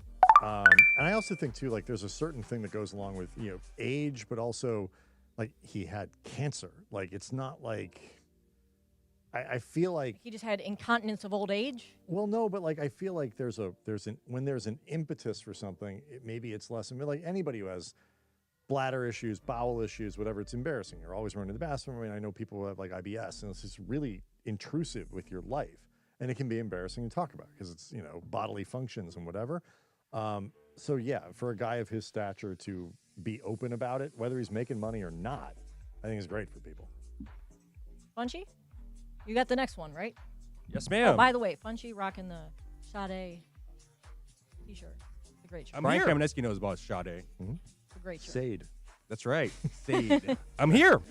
All right, guys. A few weeks ago, ahead of his 90th birthday, Tibetan spiritual leader, the Dalai Lama, said he wants to live to the age of 130. He said, I have been able to serve the Buddha, Dharma, and the beings of Tibet so far quite well, and I hope to live over 130 years. I'm with the Dalai Lama. I want to live to 131. So no swiping here. No swiping here, guys. When do you guys think is a good age for you to go? Well, can I follow up first? 32. Hold on. Think about that. Can we follow up with you Funches? Like why that number? I don't know. I just what don't do you want to wanna- accomplish I just after see you turn 100? I just want to see the world, the technology advance and stuff like that. It's about one-upping the Dalai Lama, isn't it? Possibly. If the Dalai Lama had said, "I want to live to 120," you would have said, "I want to live to 121." Damn right I do. But Funchy, are you doing stuff? Take that, Dalai Lama. Are you doing stuff right now to prep your body for this journey? Possibly not, man. I had a half a burrito for lunch. I mean, come on, it's Funchy. Well, I mean, I know you're a donut guy. I love donut. Yeah, I love chocolate, just like you. Okay. And but I've slowed down on the sweets in the recent years. So, okay, what's your workout regimen like these days? I haven't really worked out in the last 4 months, man. But what? Yeah, I moved, so I moved gyms, and haven't found a new gym yet. I actually thought I did think when I came inside you today, I did think that you looked like in pretty good shape. Well, I'm trying to eat well, but I've been falling off the wagon, as they say. Okay, but you haven't gotten your heart rate up lately. No, I have no lifting, running, no whatever. Just doing stuff around the house, I guess, if you call that. All right, well, so look, man, if you're trying to get to 131, you better get your stuff. Hold on, the Summer of Punch last year was a real thing. He was in the gym tough. He's taking some time off. I believe in Punch. He's gonna find I know, yes. Time off for what? Shut up. Every time I see somebody live to be like 118 or whatever, it's always some like Italian woman who had a steak every night. That's what and she smoking said. every day, Yeah. right? Well, she's Yeah. like, the key to a long life No. is having lots of sex and drinking wine Yeah. and being a happy person. Well, the Italian happy life. If I not read a long one. I read one of those like Blue Zones books. It's really. Oh man, the blues! Don't get me started on the blue zone. It's I'm not the only thing I took out of it was it's not so much the Italian like in the wine. It's the like living at altitude, having to hike up a mountain. It's a whole to get like economy, eating and fish and then the nuts and the veg. It's all right ecosystem. there Yes. for it's more like that is why people live long. There's only one blue zone in the entire United States too. Where's that at? It's near like Monterey in California. Oh, okay. Well, like one of the nicest places in the country. What's a blue zone? Just Google it. We'd be here all day. We'll get to later. But for me, and I'm trying to think of like an ideal age. We got to this a little bit earlier during crosstalk when Mason was talking about having to get a needle right in his neck, and I think the hard part. It's easy to say now when I'm 43, right, that I want to live till 100 and something. But every year that you get older, your body feels a little worse. And so that becomes, I think, a little daunting to the point where I'm probably fine going somewhere in my 90s. But I don't want to call a year. BK, what's your target? My target is 80.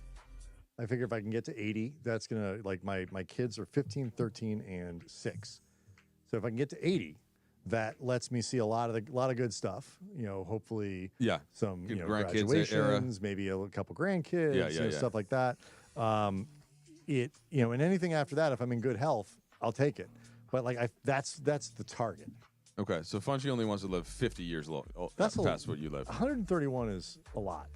I think there's Don't a lot you want that to goes see into flying it. cars? No. We're gonna see those in a few years anyway. What? I saw the Jetsons, man. It looked all Don't right. you want to have a robot made? Do you really think?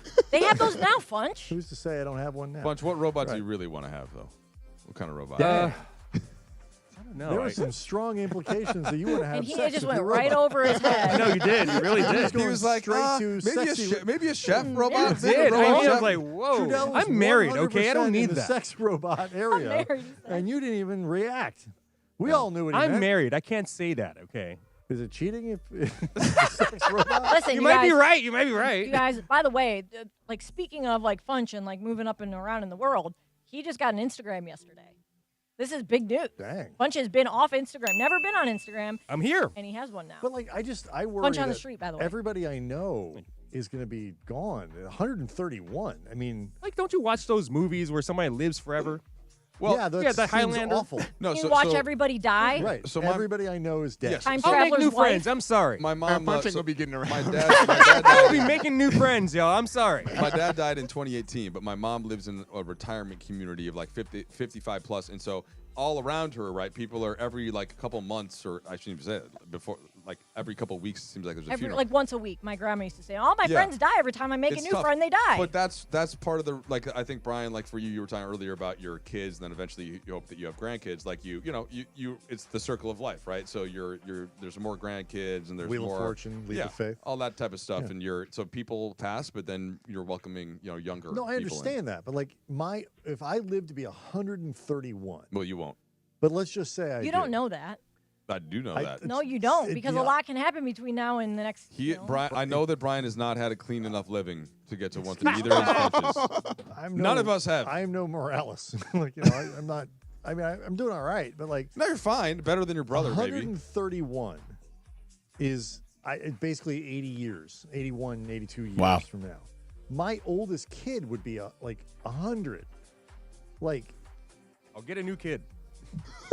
Well, how I mean, virile do you expect to be at 120? I mean, some of the dudes like Pacino and De Let's Niro, say, these guys are popping them out at 80. over there. Yeah. One of my good friends just had a baby at 60. We're staying at his house right now. Who's the guy that got with Anna Nicole Smith?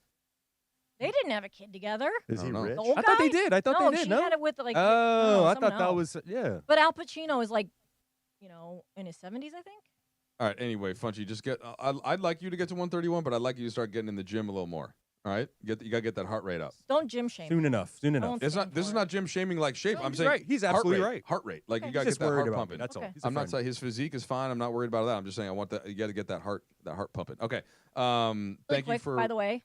Yeah. According to a recent study from Colorado State University, that humans, the lifespan could be anywhere from 120 to 150 years long. Based on like new technology and science and all that kind of stuff. So it is possible. Just so you guys know. That's interesting. Okay. All right. Well, we'll just leave that kernel out there. I mean, what do you think? Who do you think would live longer, Cappy or Sedano? Just quick George, poll. for sure. I'm just Sedano, yeah. I'm just sitting here. Is this thinking, unanimous? George doesn't have a wrinkle on his entire face. No, well, Mario is 297. That's like life's years cruel old, joke, so man. ask Like him. the guy that's Do I out have of wrinkles shape. on my? I've never actually looked at Sedano's face closely enough to see if he has wrinkles. I mean, Cap always accuses him of getting Botox. That's how smooth George's face is. I'm just sitting here thinking about how long the robot would be in Funchy's house before he knew why it was there. And what it had been sent multiple for. robots. Robots sitting there you know going, what? why are you asking me to make all these Can meals? we ask? You know who we could ask about this? Dr. Kalapa. Yeah. Is he coming up next? Yes, he's coming up next. Okay, because I don't really have We're a any little- pressing injury things to ask him about. So instead, I'm going to ask him about Dr. how Clapper, we my can sex robot. How has can an we get injury. Funchy to 131? Hey, it's okay because we asked him about Cappy's creatine last week. So. Okay. Yeah, I think Dr. Clapper Is will that have an some actual good takes on product? aging. Huh? Cappy's creatine? Is that actually Oh, it's a not product actually. of It's his? not. He just takes. Because it creatine. could be. Man, it's wild out here. Okay, Dr. Clapper coming up next on Sedano and Cap. It's Trudell and Kamenitsky on ESPN LA today. This is the Waba Grill 4 p.m. hour on Sedano and Cap. Cool off with Waba Grill's new premium Waba beverages, like their new Ice Dragon Fruit Mango Lemonade, available now at Waba Grill. It's for you. More of Sedano and Cap next on ESPN LA. Travis Rogers into Marco Farr. Weekday mornings at 9 a.m. after Clinton and Friends. This is an unpopular opinion, but I'm going with it. Go ahead. I think prime rib's awful. No, you're a horrible Because of the human. fat, right? It's you're all a horrible human being for saying that. Undercooked. No, you can get it well done. Rubbery, not particularly flavorful. It's too fatty. If I never had another cut of prime rib the rest of my life, I'd be 100% fine. If there were other choices, I'd probably choose something else. Yes. But I'm the only cut of prime rib that I can kind of sort of get behind is an end cut. That's it. Well, the end cut. Yeah. Well, Okay. eating the butt is sometimes better in the long run. But the end cut will give you what you want. Why are you looking at me like that? Wow. But you're a bad. Just messed me all up. Okay. We'll need this because I wasn't really trying to do anything. Yes, shut up. Yes, you were. Travis and DeMarco tomorrow morning at 9 a.m. Don't miss Travis and DeMarco on 710 ESPN.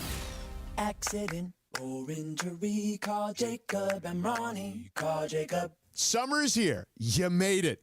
And one of Jacob and Ronnie's new billboards says, don't just exist, live. It's the kind of message that hits you, especially if you're dealing with the aftermath of a crash or an injury. Jacob doesn't just handle cases, he helps people move forward, take their life back, and get the justice that they deserve. If you've been injured in any accident, don't settle for silence or pain. Call someone who's been standing up for LA families since the 90s. Jacob will fight for the maximum compensation, and you pay nothing unless he wins. When you call an attorney, you want one who's respected. So call Jacob, because he's the real deal. Call him at 844-24-JACOB. That's 844-24-JACOB, 844-24-JACOB, or visit him online at calljacob.com, a proud partner of the Rams, Lakers, and LAFC. Accident or injury, call Jacob and Ronnie. Call Jacob. The success you've already had matters at University of Maryland Global Campus because we're a school for real life. An accredited state university, UMGC lets you earn up to 90 credits toward a bachelor's for prior learning and relevant life and work experience, or transfer up to 12 credits toward a master's. We offer affordable tuition and online and hybrid courses. Classes start August 13th. Apply now and save with no application fee. Learn more at umgc.edu. Certified to operate in Virginia by Chev. You've seen the headlines, heard the debates. The three-point ball has created a monotonous rhythm to the game, and others... Has the three-pointer ruined basketball? And how did we get here? The rise of the three-point shot can be partially traced to an eccentric Kansas genius named Martin Manley, whose story didn't turn out quite the way he imagined. I decided I wanted to have one of the most organized goodbyes in history. 30 for 30 podcast presents Chasing Basketball Heaven. Available now, wherever you get your podcasts. This is the Sedano and Kap Waba Grill 4 p.m. hour. Get to Waba Grill for their $5 happy hour weekdays after 3 p.m. Get a 5-piece pork veggie dumplings with sweet chili dipping sauce and a value-sized premium Waba beverage drink like their new refreshing Ice Dragon Fruit Mango Lemonade. Enjoy both for just $5 after 3 p.m. only at Waba Grill. More Sedano and Kap right now on ESPN LA.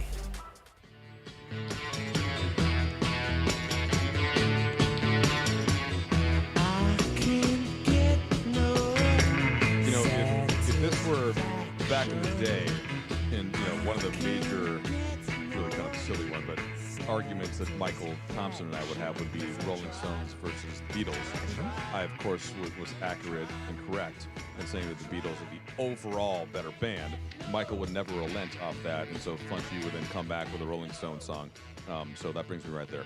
Today, though, it is Sedano and Kap. The boys are off. Brian Kamenetsky is joining me, and Dr. Klapper is coming up. Or do we have you on the line? Okay, we do. I can tell by the laugh. Now, Dr. Klapper, I don't know if you were listening to the last segment, but we were basically just talking about life and aging, and Michael Funches shared that he would like to reach age 131. Now, since doctors, of course, know everything about all things related to health and future, what are some things that you would suggest? What's the Klapper vision for getting Funchy to 131? Yeah, that's a better way to say it, Keep in mind, Brian. he apparently will have the services of a sex robot. Well, he hasn't committed to that, but if that influences your strategy here at all, or your answer, I feel like you needed to know. Yeah, but you don't have to include that in the Klapper vision, but I'm glad you have that as background. Or you could.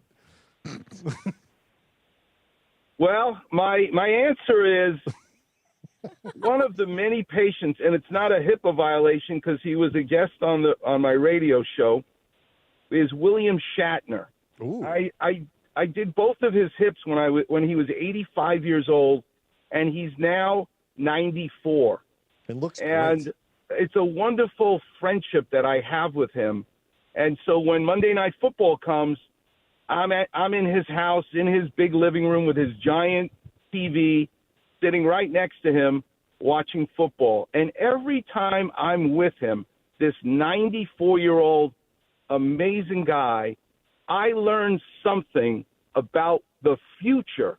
Not because he's with Star Trek, but he is so young-minded, and it is so refreshing to learn about holograms and all the cool things he's up to. So, yes, it is just a number, but as an orthopedic surgeon, Funchy, I would say your new name will be pre-op, because that's all I'll be doing to you is replacing your hips, your knees, your shoulders, because the skeleton just can't handle it. You'd be bionic. That's actually kind of cool. Yes. Well, it's not cool. It's cool that I can get rid of the pain, but what's not cool is the aging process. And if you want a Klapper vision of what aging is, if you're driving, be careful. Still 2 hands on the wheel if you can. or at least one hand, but I want you to look at the back of your left hand and take your right hand and pinch the skin on the back of your left hand and then let go. If you have kids, do it with your kids and you will see the skin snaps back immediately. But as you age, what you're going to see is it takes about a half an hour for your skin to flatten. Aging is nothing more than drying out. That's why we get cataracts. The lens dries out, the heart valve, the cartilage in your joints. You know, the Romans only lived to be 35 years old. They didn't have problems with aging because they died young. But we now live longer, and that's why you need hip replacements, heart transplants, kidney This is the price you pay for getting older. It's not a pretty sight. Okay, look, I'm not against sending patients for you to have more business, Dr. Clapper. Okay, but what else can Funchy? Should we get him in the gym? I was saying he should get his heart rate up a little more. He needs to hydrate. I say maybe add a little muscle to his gluteus maximus area. You know what I'm saying? Like stuff like that. That's what I was getting at. I think what I have learned being an orthopedic surgeon for 40 years now, and it will be further brought to the forefront, the patients that I see who are able to age the most gracefully are those with the best sense of humor. If you're able to laugh, I can't prove it, but it does something to your immune system that actually protects you from diseases. So listening to Funches all these years, he's going to be just fine because he has a wonderful sense of humor. Oh, isn't that nice? Thank you, Doc. Very nice. Yeah. Funchy, do you feel better about Very getting well. to Yes, I do. 131? Yes, I do. Okay. All right. World's. He's going to be on the world's. So to Oldest Human hell List. with the gym, Funches. Keep laughing and keep making the rest of us laugh, and you're going to be just fine. But the better answer also is walking in a pool. The fountain of youth is in the fountain. I've written a bunch of books, Heal Your Hips, Heal Your Knees, and it's all about a busy surgeon like me telling you how you don't need me if you adopt exercising in a pool, whether it's swimming or walking in the water.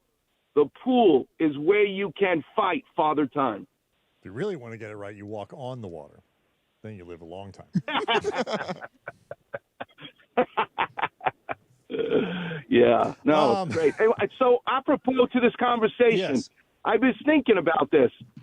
Who, Mike Trudell, and who, Brian do you Kamenetsky. think, Brian Kamenetsky, who is your favorite elder athlete? Dr. J, Russell, who did you see as an athlete gracefully age, in your mind, your favorite? Michael Thompson. No doubt. I agree with you. I agree with you.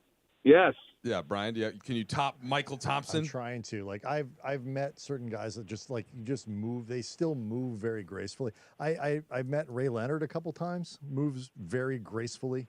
Okay. Sugar Ray. Yeah.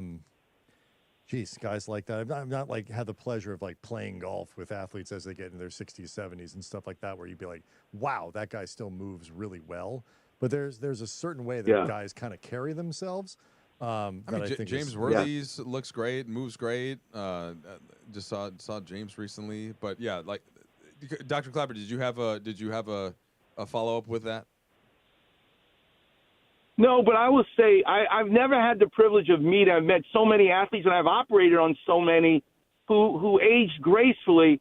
The one I've never met, who I would love to meet one day because I'm the biggest fan of how he has aged, is Julius Erving. He just carries himself still as a young man, and I just appreciate the cadence of his speech, the words that he uses. I think Michael Jordan will nicely follow that, but still the number one guy for aging in sports for me is Julius Erving. Yeah, I mean, it helps that he's just cool too, I think, and Jordan fits into that category as well. So there's part of me that like, well, do I think this because I just see this guy and I'll look also they're also handsome guys. You know, it's kind of like, okay, this guy just he's just the whole thing still fits. So you could be aging to a certain degree. Right. But it certainly looks better on some I than saw others. Ichiro's Hall of Fame speech. That guy still looks great. Yeah. Not sure. Yeah, well, these guys are not old. I'm 68 years old. I'm a lot older than these guys. I'm looking at the 70 and 80-year-olds. Yeah, it's also not fair because people show up to you in their least graceful moments. So, Yeah, but it's fun to get them back in the game, including Michael Thompson, which is really, you can imagine what a joy it is to be able to take care of someone like that. No doubt. So you have seen the pictures, you've seen all this stuff. Like what, of the bodily transformation of Luka Doncic. What does this mean practically for a guy when he goes from, I'm not going to call the guy like he wasn't fat, but like people where the conditioning is a question by NBA standards, to what he clearly has done to his body, changing the diet and all that kind of like, what does that do to your body as a professional athlete that allows you to perform better, hopefully stay healthier and all that stuff? So I was a fellow with Dr. Joe a long time ago when Earl Hershiser and Fernando Valenzuela both injured their shoulders. And Earl Hershiser had surgery with Dr. Joe, and Fernando Valenzuela did not. And I always was taken by the fact that he hurt his labrum, Fernando, but he left it alone, no surgery, and he came back, pitched a no-hitter. And nobody was telling him to lose weight. He did whatever he wanted, and he was a supreme athlete at that weight versus how lean and mean and terrific Earl Hershiser was. So the reality is we love what Luka looks like, but I'm not so sure Fernando would have been a better pitcher if he lost weight. Mm-hmm. He was the ideal weight for Fernando. I think Luka benefits from losing the weight, but it's not as easy as lose weight and you're going to shoot better. But it's also, you have to have that perfect amount for that body. And what I was getting at too is it's not like he's just dieting. There's if you go and you look at that Men's Health article and you listen to some of the stuff he's talked about, it's changing sort of the functional strength that a guy has, focusing on his hips because he does a lot of changing speeds and sudden stops and stuff like that. Like when guys we look at the weight loss, but how much of that sort of very specific training is really important for a player like Luka? Well, the two of you are basketball experts, which is why we all appreciate listening to you. And you will be the first to talk about the difference between that basketball going in but lipping out, the spin on the ball. This is such a finesse game that if you mess with the ideal weight and musculature and how those joints work in any which way, you may be stronger. Listen, when you wear ankle weights and then take them off, it doesn't mean you run any faster. What we learned from the Russians in their training was the Americans thought you make your legs stronger, you run with weights on your ankles. Well, guess what? You get stronger, but you don't run any faster. What did the Russians do? Steroids. They trained their track athletes to run downhill so that you got used to being at this hyper speed and created muscle memory, and they ran faster because their muscles were used to going at a hyper speed by training running downhill. That's exactly the point here. You don't necessarily shoot the basket better by being leaner. All right, Dr. Clapper, a pleasure as always. Please enjoy your weekend. Yes, you too. Thanks for having me on. Guys are doing a great job. All right. Great Dr. Clapper. So you mentioned the name of somebody that I wanted to get to in our next subject, and that does happen to be Luka Doncic. Ooh. There's a lot, I think, that we can take out of what we've seen from Luka as he's been doing. We saw the article you mentioned in Men's Health. We saw him at the Yankee game.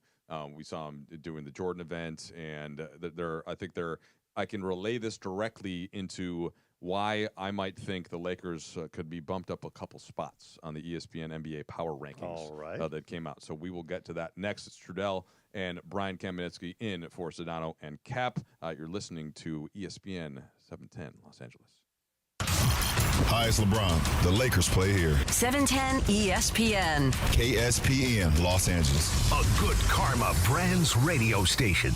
Beat the heat this summer with NextGen, the official AC plumbing and electrical company of SoCal sports fans. If your AC breaks down, don't hesitate. Call NextGen now and enjoy expert installation on any new system. For a limited time, combat SoCal's air quality and reduce dust in your home with a free no-ozone air purifier included with any new AC system install. Call 833-3NEXTGen or visit nextgenairandplumbing.com to book online. CSLB number 1011173, lifetime warranty on selected items.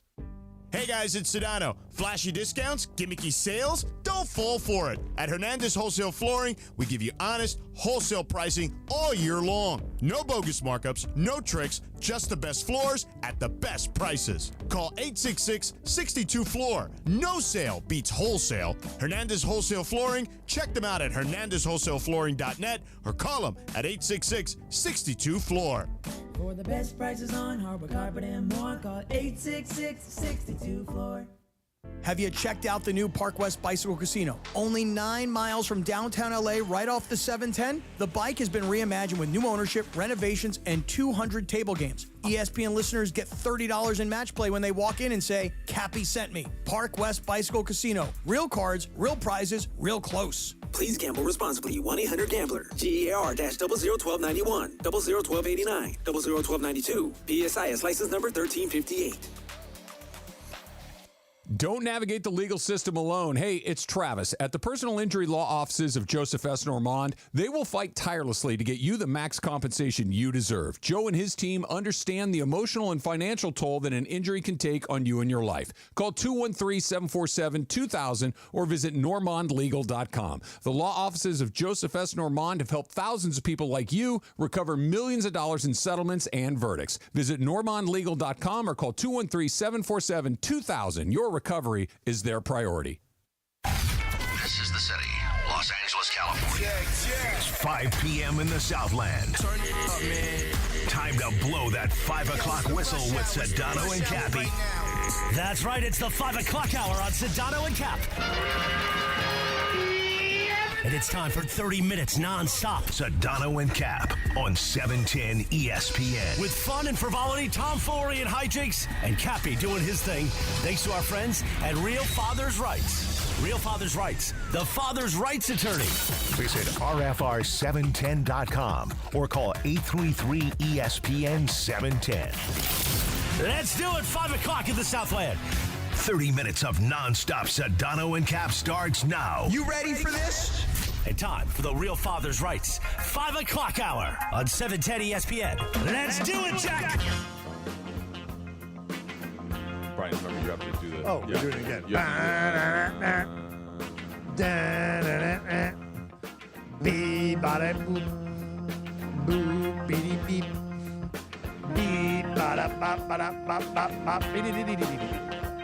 Are we allowed to scat? Oh, yeah. Oh, for sure, yeah. Cappy probably does stuff like that. It's Trudell and Kamenetsky in for Sedano and Cap today. You know, I mentioned to you, Brian, that I right now am staying, or my family and I, we're staying with a friend of ours for a couple days, or just doing some work in our house. And as I was leaving his house today, he was like, "Hey, Mike, is there like a video element to this radio show?" And fast forward, his implication was basically like, "Do you think you should take a shower? Right. Your hair looks a little." You're gonna work. He's like, "Yeah." Like I'm like, "Well, there's a YouTube element," and I didn't take offense to it, but it did make me think. Should I be a little more cognizant of the YouTube? And of course, the answer was no. You say like it's sports talk. All the dudes watching look just like me. Well, that's part of it, and then I also said that I also am one of the few holdouts in the NBA that I don't wear makeup in games, even though Ireland told me that I had to when I first took the job that he used to do. You do it on Spectrum though, right? No. Wait a minute. So like you have like a hard, fast stance. I do not wear makeup. Period. Well, I don't. So it's not that I refuse to out of principle. I just like everybody in the league knows about it. Everybody in the league just wears it. Like I don't think people are concerned with it. Here's my point. Ireland said, "Hey, you have to wear this." Everybody does, and I'm like, okay. So I had to buy the whatever the little foundation thing is, the foundation, and I would put some on before games, and then it would get on my shirt, and so about halfway through the first year, I was like, what if I just don't put it on? No one's going to say anything, are they? And so I just stopped, and then no one said anything, and here we are 15 years later You don't or need whatever. And I've saved all of this money from having to buy makeup. I don't have it on my face. Now, so it's not that I'm against it in principle. I just prefer not to wear it and don't care sort of enough to. There is a 0% chance I'm going on Spectrum, which is really the only TV I do, without at least some powder or something. Why not? Because I will look under those lights. Nah, that is way too much. But no one cares. I care. All they're looking at is the only comments I might get, and this is partly again, I feel this is our society to some degree is still pretty sexist in this way, where we're like analyzing what women are wearing much more. No question. All I get or appearance, right? All I get is like, oh, I like that tie, or your pocket square matches your sneakers. Like that's the observations that I might get about it. I've worn the same suit, like 2 suits, 3 ties, and dress shirts. But you don't like how you look if you don't have the makeup on. I look like they just dug me out of the crypt and threw me on TV because there's just too much head. Okay, all right. It's too bright and shiny and pale, and it's not. Nobody needs that. All right, I hear you, man. All right, I had referred you. We started talking about Luka a little bit, and everybody, I think, by now has seen either a picture or the video, or he's on Good Morning America, I think, or one of the morning shows. And I kind of, in seeing this part of Luka and in reading the article and in talking to some people that have been around him, I just think that the Luka Doncic, Brian, that we watched every game since he came to the Lakers and got over the calf injury after he missed a few, right, was great. Like, still a clear top 10 player to me. I think that people that hadn't seen him either the year prior or right before he had the calf injury maybe aren't focusing enough on the fact that there is a level above what he just was able to do that he has done in the recent past. And in seeing his physique and in seeing him reach this point and building all that goes into that, the trade, unexpected nature of it, the insults, or at least whatever he perceived from the Dallas side. And that is the absolute most important thing that you can have on a basketball team to win a lot of games. And I don't know that people, even around the NBA who follow it, are remembering how important that is. And it's why when you have the Lakers 10th in this ESPN Power Rankings, right below, it goes Thunder, Rockets, Nuggets, Cavs, Knicks, Timberwolves, Clippers, Magic, Warriors, Lakers. It could be very tight. Seventh in the West is where they have them currently. It could be, this could be 10 people. Right, it could be some mix of some writers, some broadcasters, whatever. It's not that important. It doesn't matter that much. But it's like I think to have the Lakers that low, I think is not to account for what should be a very baseline expectation for Luka Doncic, given all that we know. Well, here's what I'll say. Like, I think, to me, I do think people are soft selling the offseason the Lakers had based on the end of last season. The team that they have now is significantly better, I think, than the team that they had in the playoffs. And so essentially, DeAndre Ayton now your starting center. You Jake gave LaRavia up, right, you gave up nothing in your rotation. Dorian Finney-Smith, right, is what you lose. You gave up Dorian Finney-Smith, yeah. is the only which is not nothing. Not nothing. Really good is player. the only member of your rotation. I happen to be pretty high on LaRavia. I think as a younger player, I think the difference between LaRavia and DFS will be smaller than people think. Or how about this? Or at least lesser than the difference between DeAndre Ayton starting at center. And that's where I was going. Yeah, okay. The Lakers, just by getting DeAndre Ayton, and I understand all the red flags that are out there around Ayton. I get them. Yeah. But here's the thing. But getting him for giving up nothing to get him, and he's as motivated as he possibly could be. But even if let's just say he corrects literally nothing. Okay, so just gives you the 14-10 He gives you that he's exactly given what he gave you in Portland. Yeah. He's still a huge upgrade over what they had in the playoffs. That's right. And so I look at it, and you add Marcus Smart again for nothing. Is he on the wrong side of 30? Do we know exactly where we're going to get? No, but you gave up nothing to get him. And so he is going to give you something more than what you had before. And if you were worried about losing DFS, Smart fills in some, not all, he's not the shooter that DFS is, but fills in some of that skill set. So I think people are underselling the Lakers. And then you go back to they've got Luka, they've got LeBron. Last year, I think it's fun to think about this. Last year was Luka's worst year, I think, as a pro. Statistically, you say more productive than his rookie or whatever. Like in terms of meeting expectations, ups and downs, inconsistency, injury, all of that stuff, because Luka's played a ton of minutes. Last year was the worst one. And you just mentioned it. He put up big numbers. He still was an incredibly effective player. And so 28 points, 8 assists, 8 rebounds, basically. That's pretty one and a half good. Steals. Yeah. It's not bad. 44% from the field, 38% from and three. that's bad Luka. And so 9 free throw attempts. I think I'm sorry, those are just Laker numbers, by the way. And one of the things that people are looking at this with this whole body transformation and the article that came with it, and look, I mean, it was clearly sourced from Team Luka, and there was a lot of stuff that came after, like this was coming anyway. If you go back a couple summers ago, Luka was saying, they were saying that, he was starting to get this team together and all that. I think there's some truth to that. I also think there's a lot of truth to the revenge aspect of this and, the breakup bod and all that kind of stuff.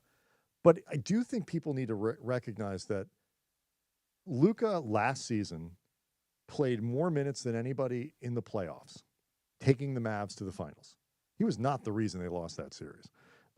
He got picked on defensively, sure, but he played a ton of minutes and performed at an MVP level throughout the postseason. Mm-hmm. So he comes off of that extended run, has very little time to recoup because he goes and plays for Slovenia. Then has very little time to recoup again, let alone get in shape and all that kind of stuff before the season starts. He's not in great shape when the season starts because of all the other stuff that we mentioned. I think he also had a kid, which we all know keeps people late. And then he got hurt. This so is he just never got on track. I'm pausing you because it's such a good point. Yeah. This is one that and maybe my own ego is getting in the way of how good of a point it is, because one of the biggest points that I keep making, going back to our earlier discussion about the bubble and the Lakers winning the title, is that the Lakers were the best team in the NBA the following year, but they got bit by the bubble tax. And what that is the Lakers, they won the title in October of 2020, and the next season started in December.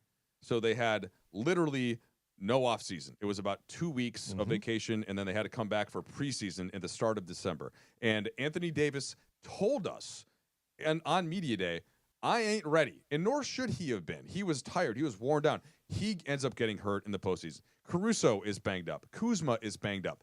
And they were everybody, still, weren't they 21-9? And they still were up. They're up 2-1 on Phoenix, who ends up going to the finals. And when AD goes down, they didn't get hurt. They win. And they were better than Phoenix. And I think they beat Milwaukee. It probably would have been a tight finals, but I think they beat Milwaukee. You have LeBron. Anyway, the point being, we saw in recent Lakers history how important it is to have a real offseason. And when you condense it to the point, which I haven't heard a lot of people mention this, as Brian just did, which is why I'm literally reiterating what you just said. To have Luka go through all of that, and then his body finally hits kind of a breaking point. Well, guess what this season is? The complete opposite. Yep. He played many fewer games than he did during that run. He had such a long offseason that he was able to take a full month without basketball to build his body back up, add the mental motivation, and I think that alone, this is Luka Doncic. This is a generational talent. This is a guy who has more production at his age than anybody in NBA history, save for Magic, Kareem, that type of list, and LeBron. Like that, they have that many counting stat numbers as the primary creator. So I just think it's worth this point of emphasis when take all that we're seeing with Luka right now, and he looks great, but add in the context to that, like Luka should be expected to kick a lot of ass, and that is the biggest thing that leads to what Marcus Smart gets helped by that, DeAndre Ayton gets helped by that, LeBron gets helped by that, Austin Reeves, who was banged up in the playoffs. So these are the things that it might sound like a take from somebody who watches the Lakers every day, but it's more of a understanding what it's like to have a prime superstar in the NBA. We didn't see top 5 player Luka last year. Saw a pretty good play. In flashes we did, like the game at Dallas. Game in, game out. Yes. And it's just something that we didn't see. And so you give him the opportunity to get healthy. And now the stuff with Eurobasket fits perfectly into the cadence of an offseason. He's gotten himself in great shape. You go, you play meaningful basketball. And I know, look, we're all going to be watching with our hands over our eyes, like praying that he doesn't get hurt. But all of these guys play.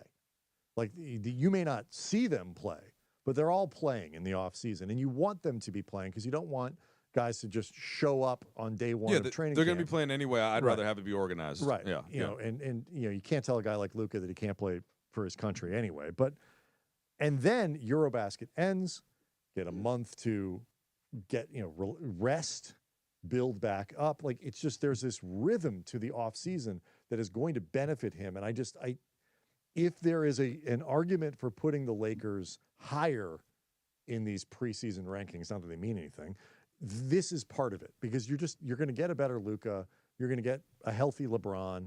The team is better. And so I think personally, like you go back and look at the standings last year, 4 games separated 2 through, I want to say 8. Yeah. 2 through 9, I think even 48 to 52 wins. Houston had 52. I think obviously Oklahoma City is still light years better than anybody, at least as a regular season team, certainly until somebody beats them as a postseason. Conceded, yeah.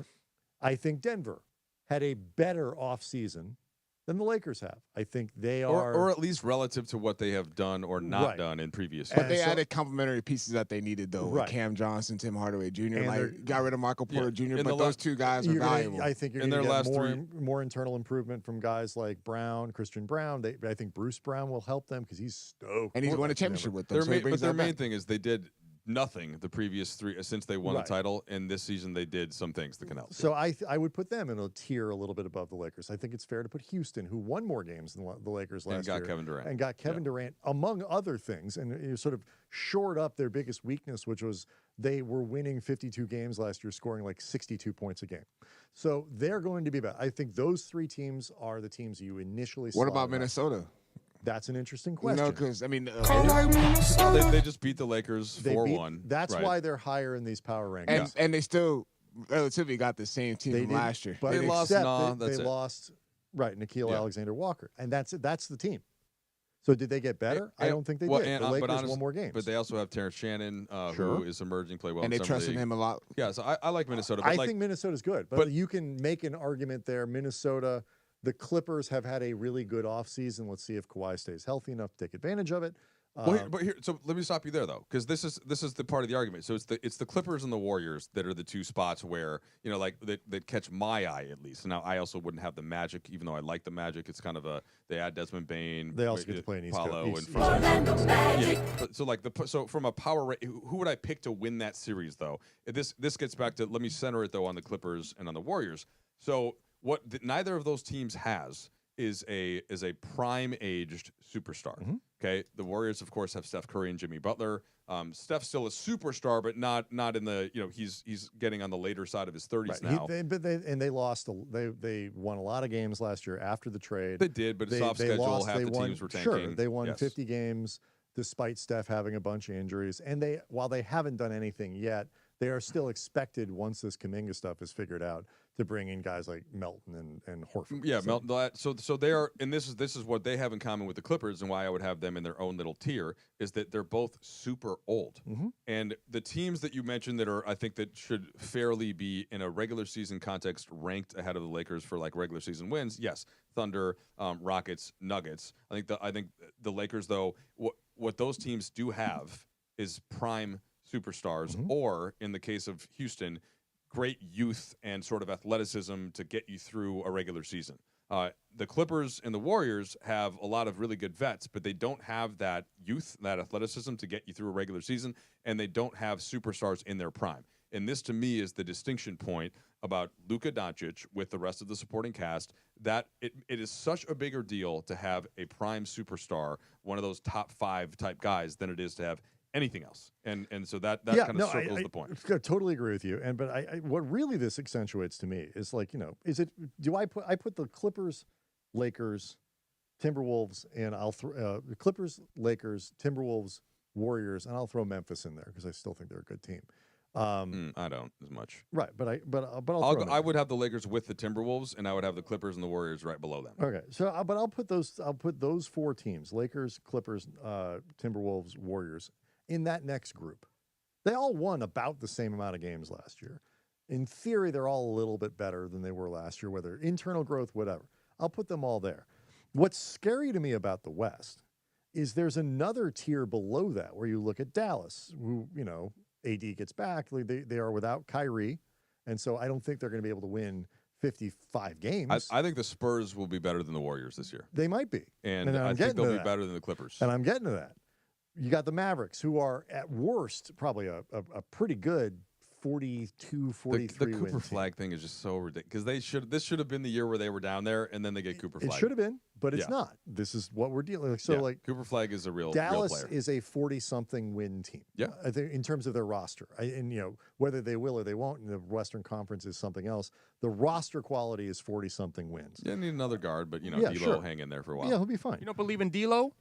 Portland, at this point, is a team that's probably has a pushing 40 wins, maybe a little bit above. They're going to be a pain in the ass to beat. Every not a night, serious going to threat. suck to play, all that stuff.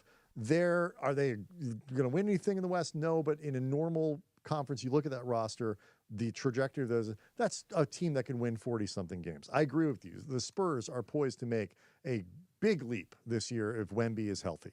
The only two teams that you're really like, Utah isn't really trying to win, but like they have some decent players. But they're going to try harder harder this year than they did last year for at least a month. I don't know if they will. I still think they're going to play a lot of young guys, but the Pelicans are to me the team that's kind of like they've got some good players, right? They've got Trey Murphy, they've got Herb Jones, they got them locked up. Zion, but Zion's not going to. Zion, who knows? Who knows? Jazz, but Pelicans.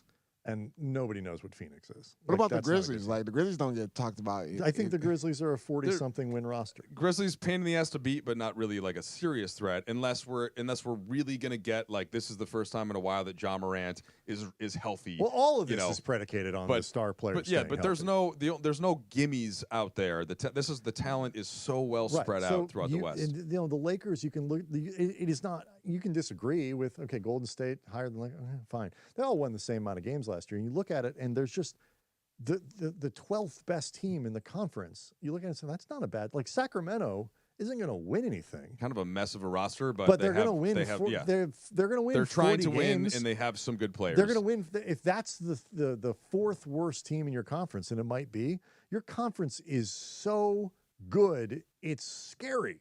Yes, to make sure we're on the same page, because of all of that talent being spread out, what you need on a night-to-night basis to get wins is an actual bona fide superstar. It helps. And, that's the first thing. Okay, the rest is the roster depth. And, again, I think that the Lakers have done well without a ton of assets, right, or without using a ton of assets to bring in Aiden and Smart and LaRavia, to still have Hachimura and certainly Austin Reeves healthy. Speaking of another player that could use this kind of full offseason. So I think that there is enough there, but I hate how little I'm talking about LeBron James and just how insane it is. He's coming off an All-NBA second team year 22 into year 23. But I am bracing for kind of Luka to really hit the ground running here. I'm excited about what they were never going to be bad. Because they had LeBron James, Luka Doncic, and a team that won 50 games last year.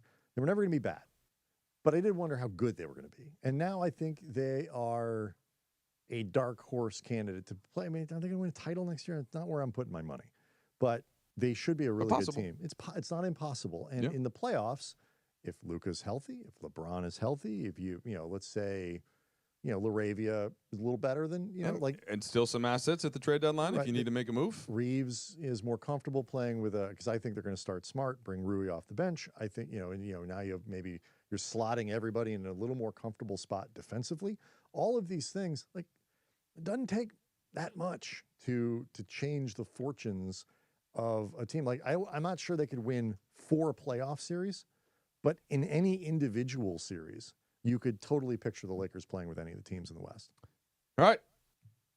Nice little NBA segment there. That got me back to look. I know that football started today, and I'm excited to start to get into real fantasy football research and everything. But I'm not ready to watch the Hall of Fame game. For tonight's podcast. I did see that the Chargers got the first touchdown. Okay, so Lindsay, according to what I have in front of me, and my knowledge of Sedano and Cap, big deal or no deal is coming up. That's correct.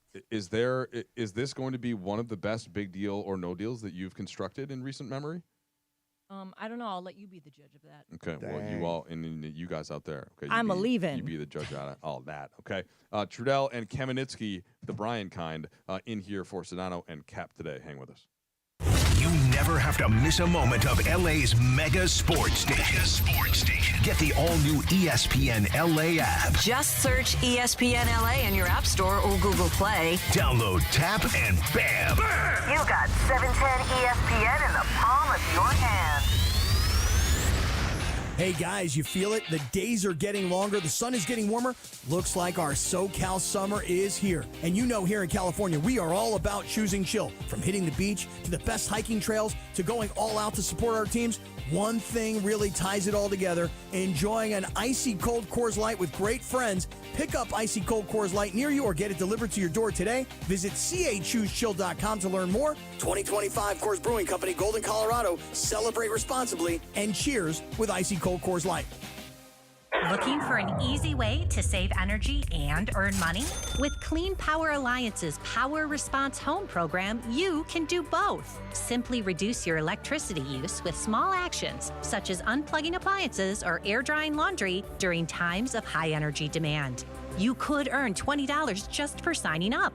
Power Response. Great for your wallet and for the planet. Get paid to power down today at cleanpoweralliance.org/home. If you've been thinking about selling your home and you've heard about Seller's Advantage on the radio or seen them around town, you might be a little skeptical, wondering if they're just another shady company trying to take advantage. But that couldn't be further from the truth. Seller's Advantage has been buying homes from sellers in Southern California for over 20 years. They hold an A+ rating with the Better Business Bureau, and there's a reason they have some of the best reviews in town.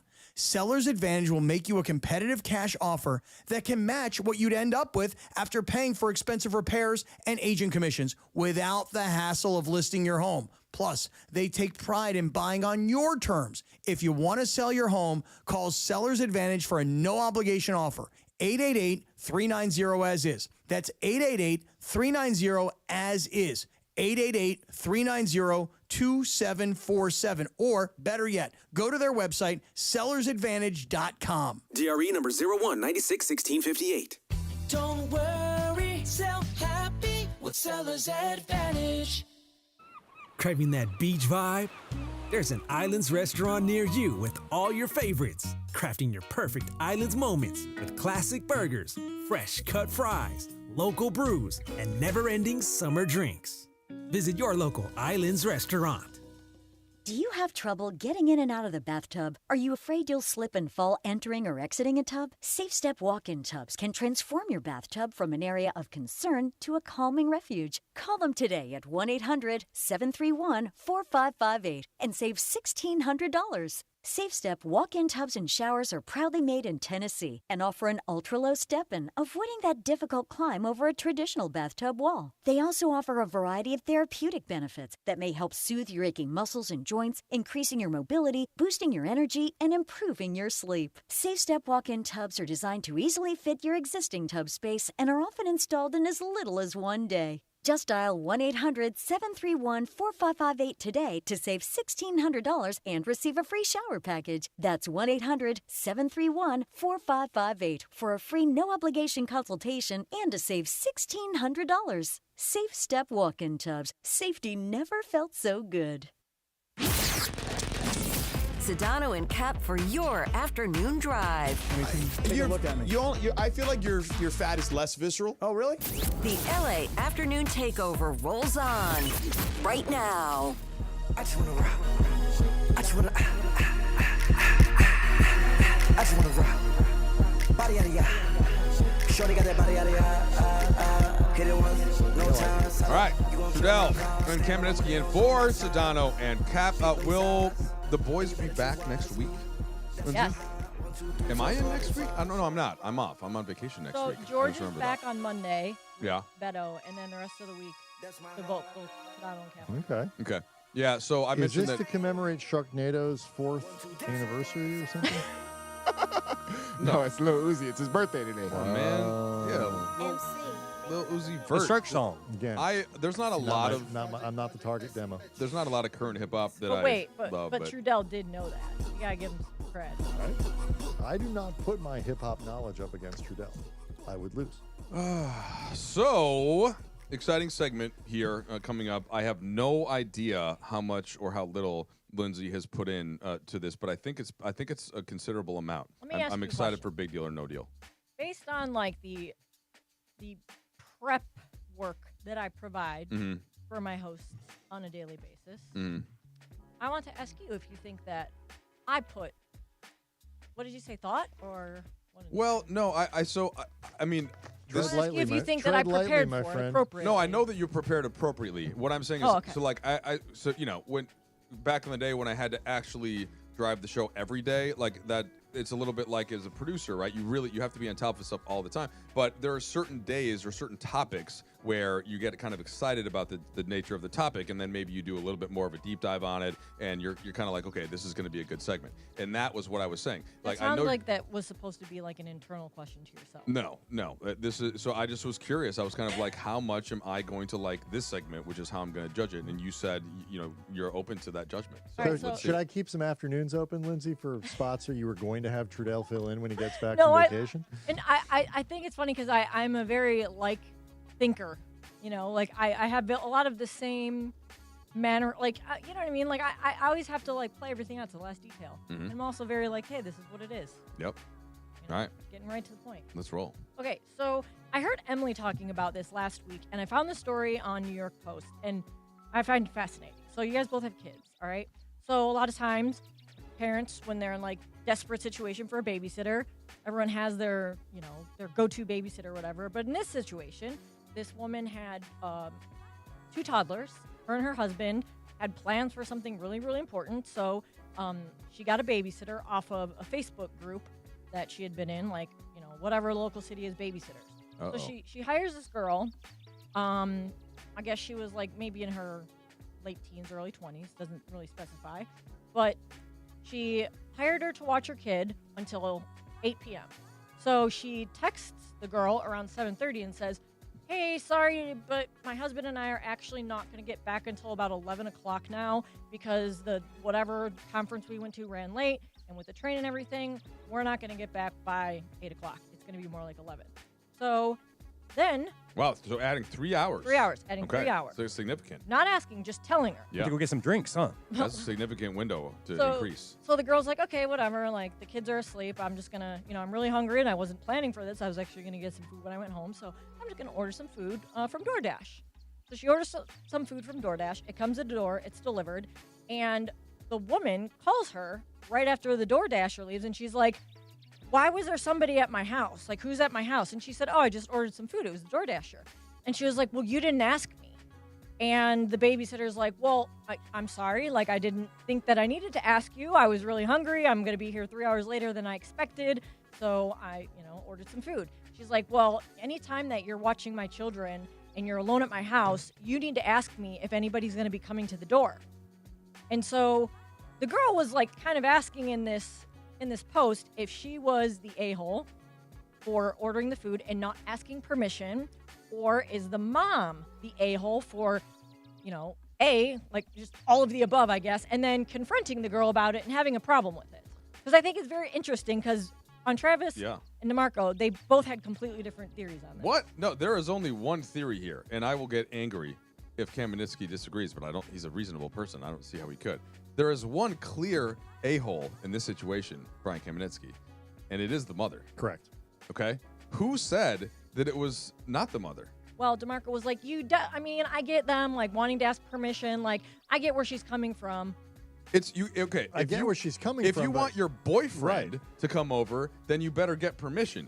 If the DoorDasher, it's not like a random person, right? It's tracked on the app. It's not a stranger in that context, right?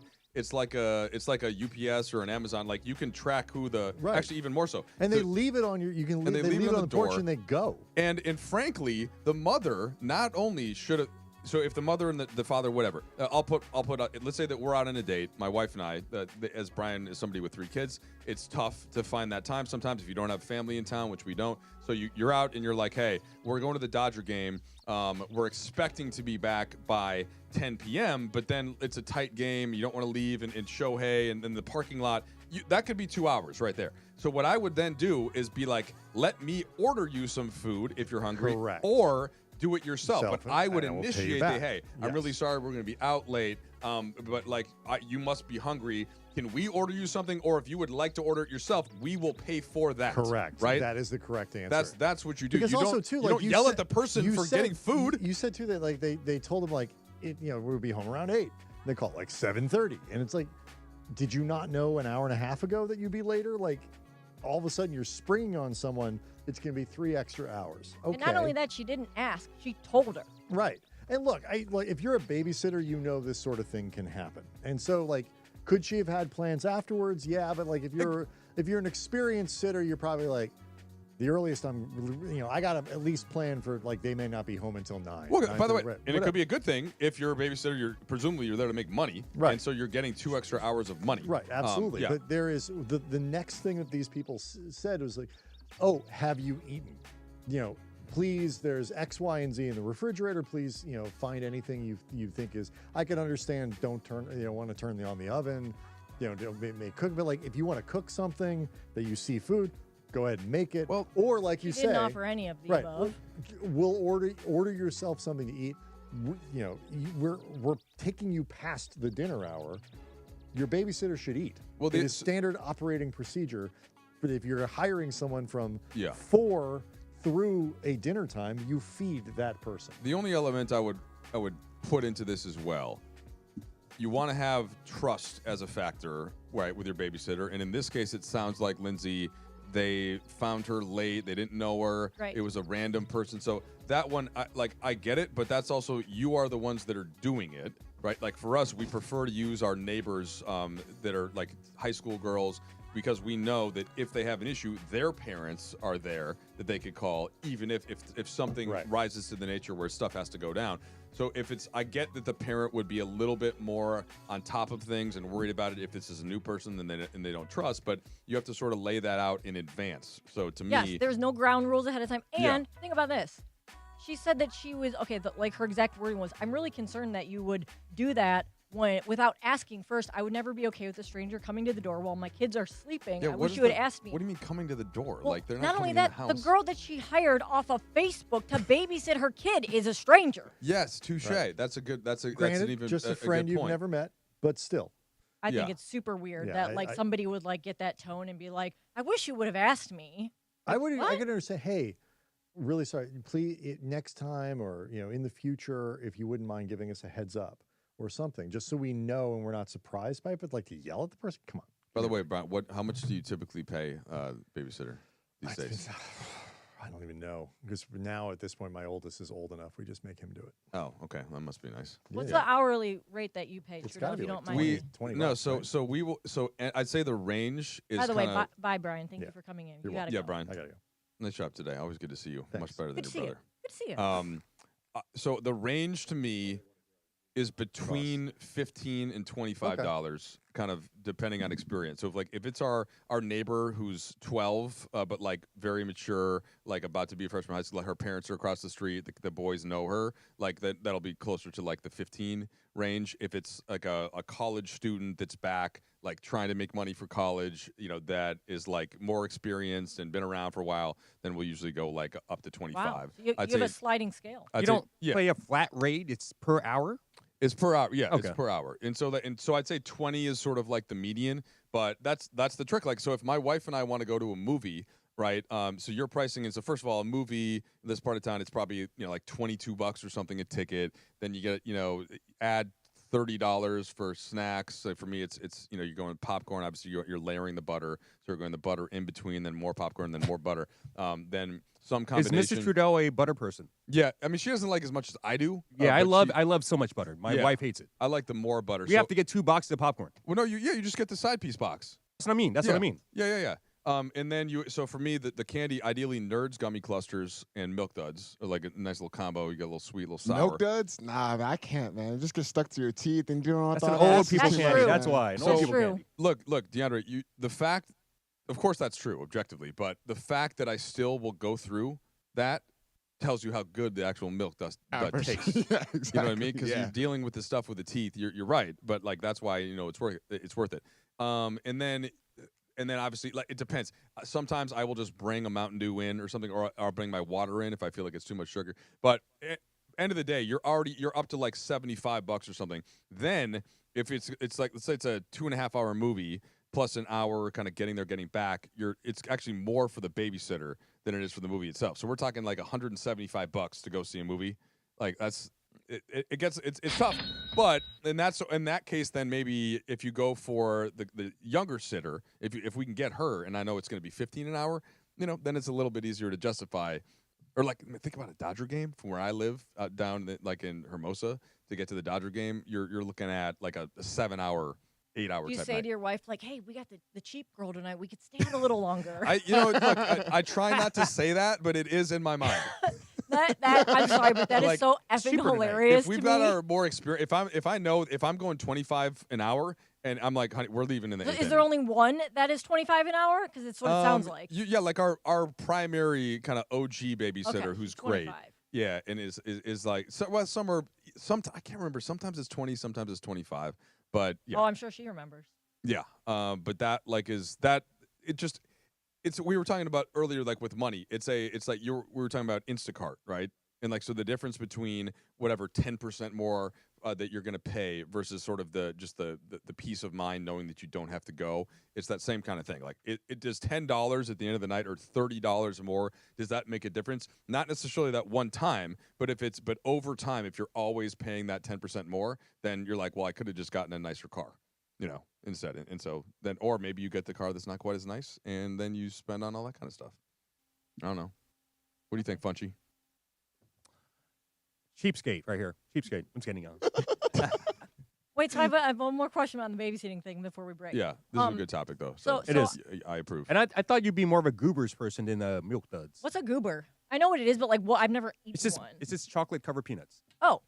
So that's weird. I got to be honest with you. I have never purchased goobers. They have really, and I I would think you're a goober all types person. of candies. Now I like it. So like peanuts, but it's just not, an M&M without the candy shell around the peanut. Yeah, it's just chocolate covered peanuts. I don't like the peanut M&Ms as much though as like a regular M&M. So the peanut to me actually is not my favorite ingredient with the candy. I got a question for you. So me and Beto the other day. No, don't bring this up again, man. And Trudell will be on my side. So. Okay. So me and Beto the other day went to go across the street and get some snacks at the liquor store. Right, not too far. Never gonna put this to rest, huh? I'm not. No, I'm not. And typically when people, my go-to snack when I go to the liquor store is just a Gatorade and a bag of chips. Nothing too crazy. Beto got a Mexican Coke, and he got Three Musketeers. Yep. And then I think it was a Milky Way. Okay, all good choices. Baby Ruth. And then he got a baby Ruth. Okay. And then he also got these Mexican chips. And I'm like, what kind of, what is this? Like you're all over the place. It's not, it's just chips, Mexican Coke, and you got, Milky Way, and then you got Three Musketeers. This is not, it just doesn't fit. He's hating on Three Musketeers and Milky Way. And I said, that's what it is. And Baby Ruth. And I said, no one goes out the way and goes to the liquor store and like, Three Musketeers and a Baby Ruth sounds good. Like, no, man. Yeah, Bomb candy bars. He was snack shaming him. Yes. So, okay, I need a little bit more information. Was Beto purchasing all of these things just for him? No. No, I treated. Yeah, I treated. But I told him, like, let's go get some snacks. No. Here, what I'm saying is, like, okay. You forget who pays for a second because we're just talking about choices more. Okay. Right? Was the things that he had you purchase? They were for him to consume. Correct. Just yes. him. Just him. So then that is a weird combination of choices. Thank you. Here's why. Like it's one thing if it's Halloween. Okay, and you're mixing all the candies and you're getting things from different, and you're just kind of randomly. But to me, this is more of a situation where you got to mix your stuff up selectively and intelligently. So, like that's why I said if you're going to go Milk Duds or some type of chocolate, could be Reese's Pieces, could be Hershey's cookies and cream, one of my favorites. That's one. You kind of get that chocolate box check. Then you get your sort of sweet sour. So maybe it's Sour Patch Kids, maybe it's Starburst, maybe it's Skittles, maybe it's Nerds Gummy Clusters. These are the two categories. If you're going to get multiple candies, you don't get a Butterfinger and a Snickers. That's weird behavior. You don't want to consume two of the same, especially big size bars. And by the way, then you also get the chips. That's the third category. So like I could accept, okay, soda, for me it's Mountain Dew, chips, take whatever you want. Maybe I'll take Cool Ranch Doritos. One type of chocolate candy, Hershey's Cookies and Cream, and then one type of sweet and sour. That is a sensible mix of stuff. What makes less sense is to go all like 3 different chocolate type things, and then the chips, and then the whatever. No, Trudeau, the kids were weirded out that we like Baby Ruths and Milky Ways. Well, yeah, and especially Three Musketeers. Milky Way. Yeah, Because he said that nougat is gross. I like Three Musketeers. So there's DeAndre zero. has a problem with nougat. No. There's zero issue with the candy, the chocolate candy choices. All excellent candy bars on their own. I just don't. DeAndre, hear that? All very good. They all taste good for different Exactly. reasons. It tastes very. Baby Ruths are really good. What's wrong with Baby Ruth's you? an excellent candy bar. Exactly. I told you agree with me. I No, told you. I'm not questioning the. I'm not questioning the validity. told you Trudeau of be the on my candy side. choice. I'm saying that you don't. It's weird behavior to choose multiple of the chocolate candy bars that are different because who's gonna eat all 3? And that's maybe if he got one for Lindsay, one for Funchy, and then one for himself, then that tracks. That's cool. But if he got them to eat all himself, and so this is why you leave me in suspense. Did he eat all of them himself? He gave the Baby Ruth to Fudge. Yeah, and he was weirded out that I ate the Baby Ruth and I enjoyed it. Okay, well, Wait, DeAndre, what are you that's weirded not- out that he ate the Baby That's Ruth not weird. for? I thought your whole thing, I thought he bought them all to eat the 3 separate chocolate things I himself. thought so as well, but then he gave the Funch. But if Funch wasn't here, Beto would have took that snack for himself. He's just weirded out. People like Baby Ruths. The moral of the story is I just found it weird that a choice of selection when you go into a store is that you get a Mexican Coke, Mexican chips. Fine, that's a good combo on its own. Perfect combo. Yeah. But then you go get 3 Musketeers, and you go get a Baby Ruth. I would have been fine with if he just got the one candy, but in this case, since he gave it to Funchy, then it's justified. We'll have to ask Beto in a future occasion if he really planned on giving one of them away. I don't know. I don't think he did. Okay. Well, I'm glad we cleared that up. Did that help? How do you feel about nougat? Nougat's cool. I like nougat. It's very good, right? Yeah. A Three Musketeers is very good. Stop saying this, DeAndre. It is good. He's really mad. When you get I am mad. when you go A Milky Way is think bomb. Think about it. When your children go trick or treating, and then they get all the candy. You got the Sour Patch Kids, and then the Reese's, all the different combinations. You have no idea how much candy when you get 3 kids with a big bucket. Oh, I believe it. Bring some of that to me. Tell me that the 3 Musketeers, the Milky Way, all that is just sit at the bottom. They don't even eat that. How many? They eat still things, eat it right? though. No, hell no, you're wrong. What? No. They're eating that? Of course. Oh. These are excellent candy Yeah, bars. these are Trudell's kids. What are you talking about, man? Genes from Trudell. Yeah, that is true. Look, all 3 of those bars have been around a long time for a reason. Okay. Baby Ruth was named after Babe Ruth. Come on, baby. Didn't it exist? I thought it didn't exist No, before. I thought it was named after Babe Ruth. I feel like this is a thing.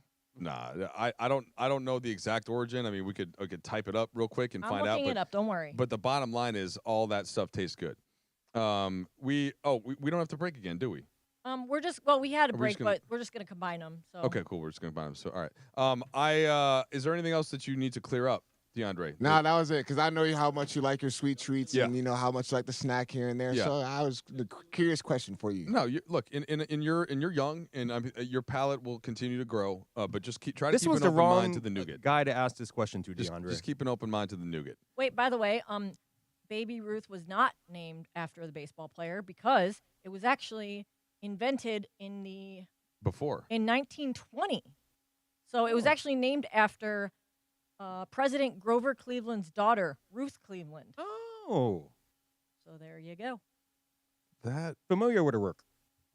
That is interesting. I think that that may have existed in some small part of my brain, I feel like I remember hearing it somewhere, and then I looked it up, and sure enough. but I'm glad you looked it up. All right, what are you guys going to We do can with just- your weekends? I'm going back to Cleveland. Rams camp for me. Rams camp. I'm going back to Palm Springs this weekend. I got a dentist appointment next week. I got to keep these pearly whites. No candy. That reminds me, I've had a lingering cavity. I've been supposed to go see my dentist about, and I got to go in like this. Man, I got to do, and I got a physical coming up. All right. Life is hard. Yeah, no, these are things that we all go through. Again, I try to worry about the little things more than the big things, but we went over that earlier in the show. Funchy, do you have any other takes that DeAndre has given out that you want to kind of? No, he kind of lost me on the Baby Ruth and the Three Musketeers and Milky Ways. I mean, those are the really, really good candy bars. And Well, we got to go, though. So have a good weekend. Thanks for coming in. Well, all right. I was just waiting for the hard out at 57. Anyway, Trudell and Kamenetsky in. Thanks, everybody, for hanging out with us. Sedano and Kap, ESPN LA. We'll see you next week.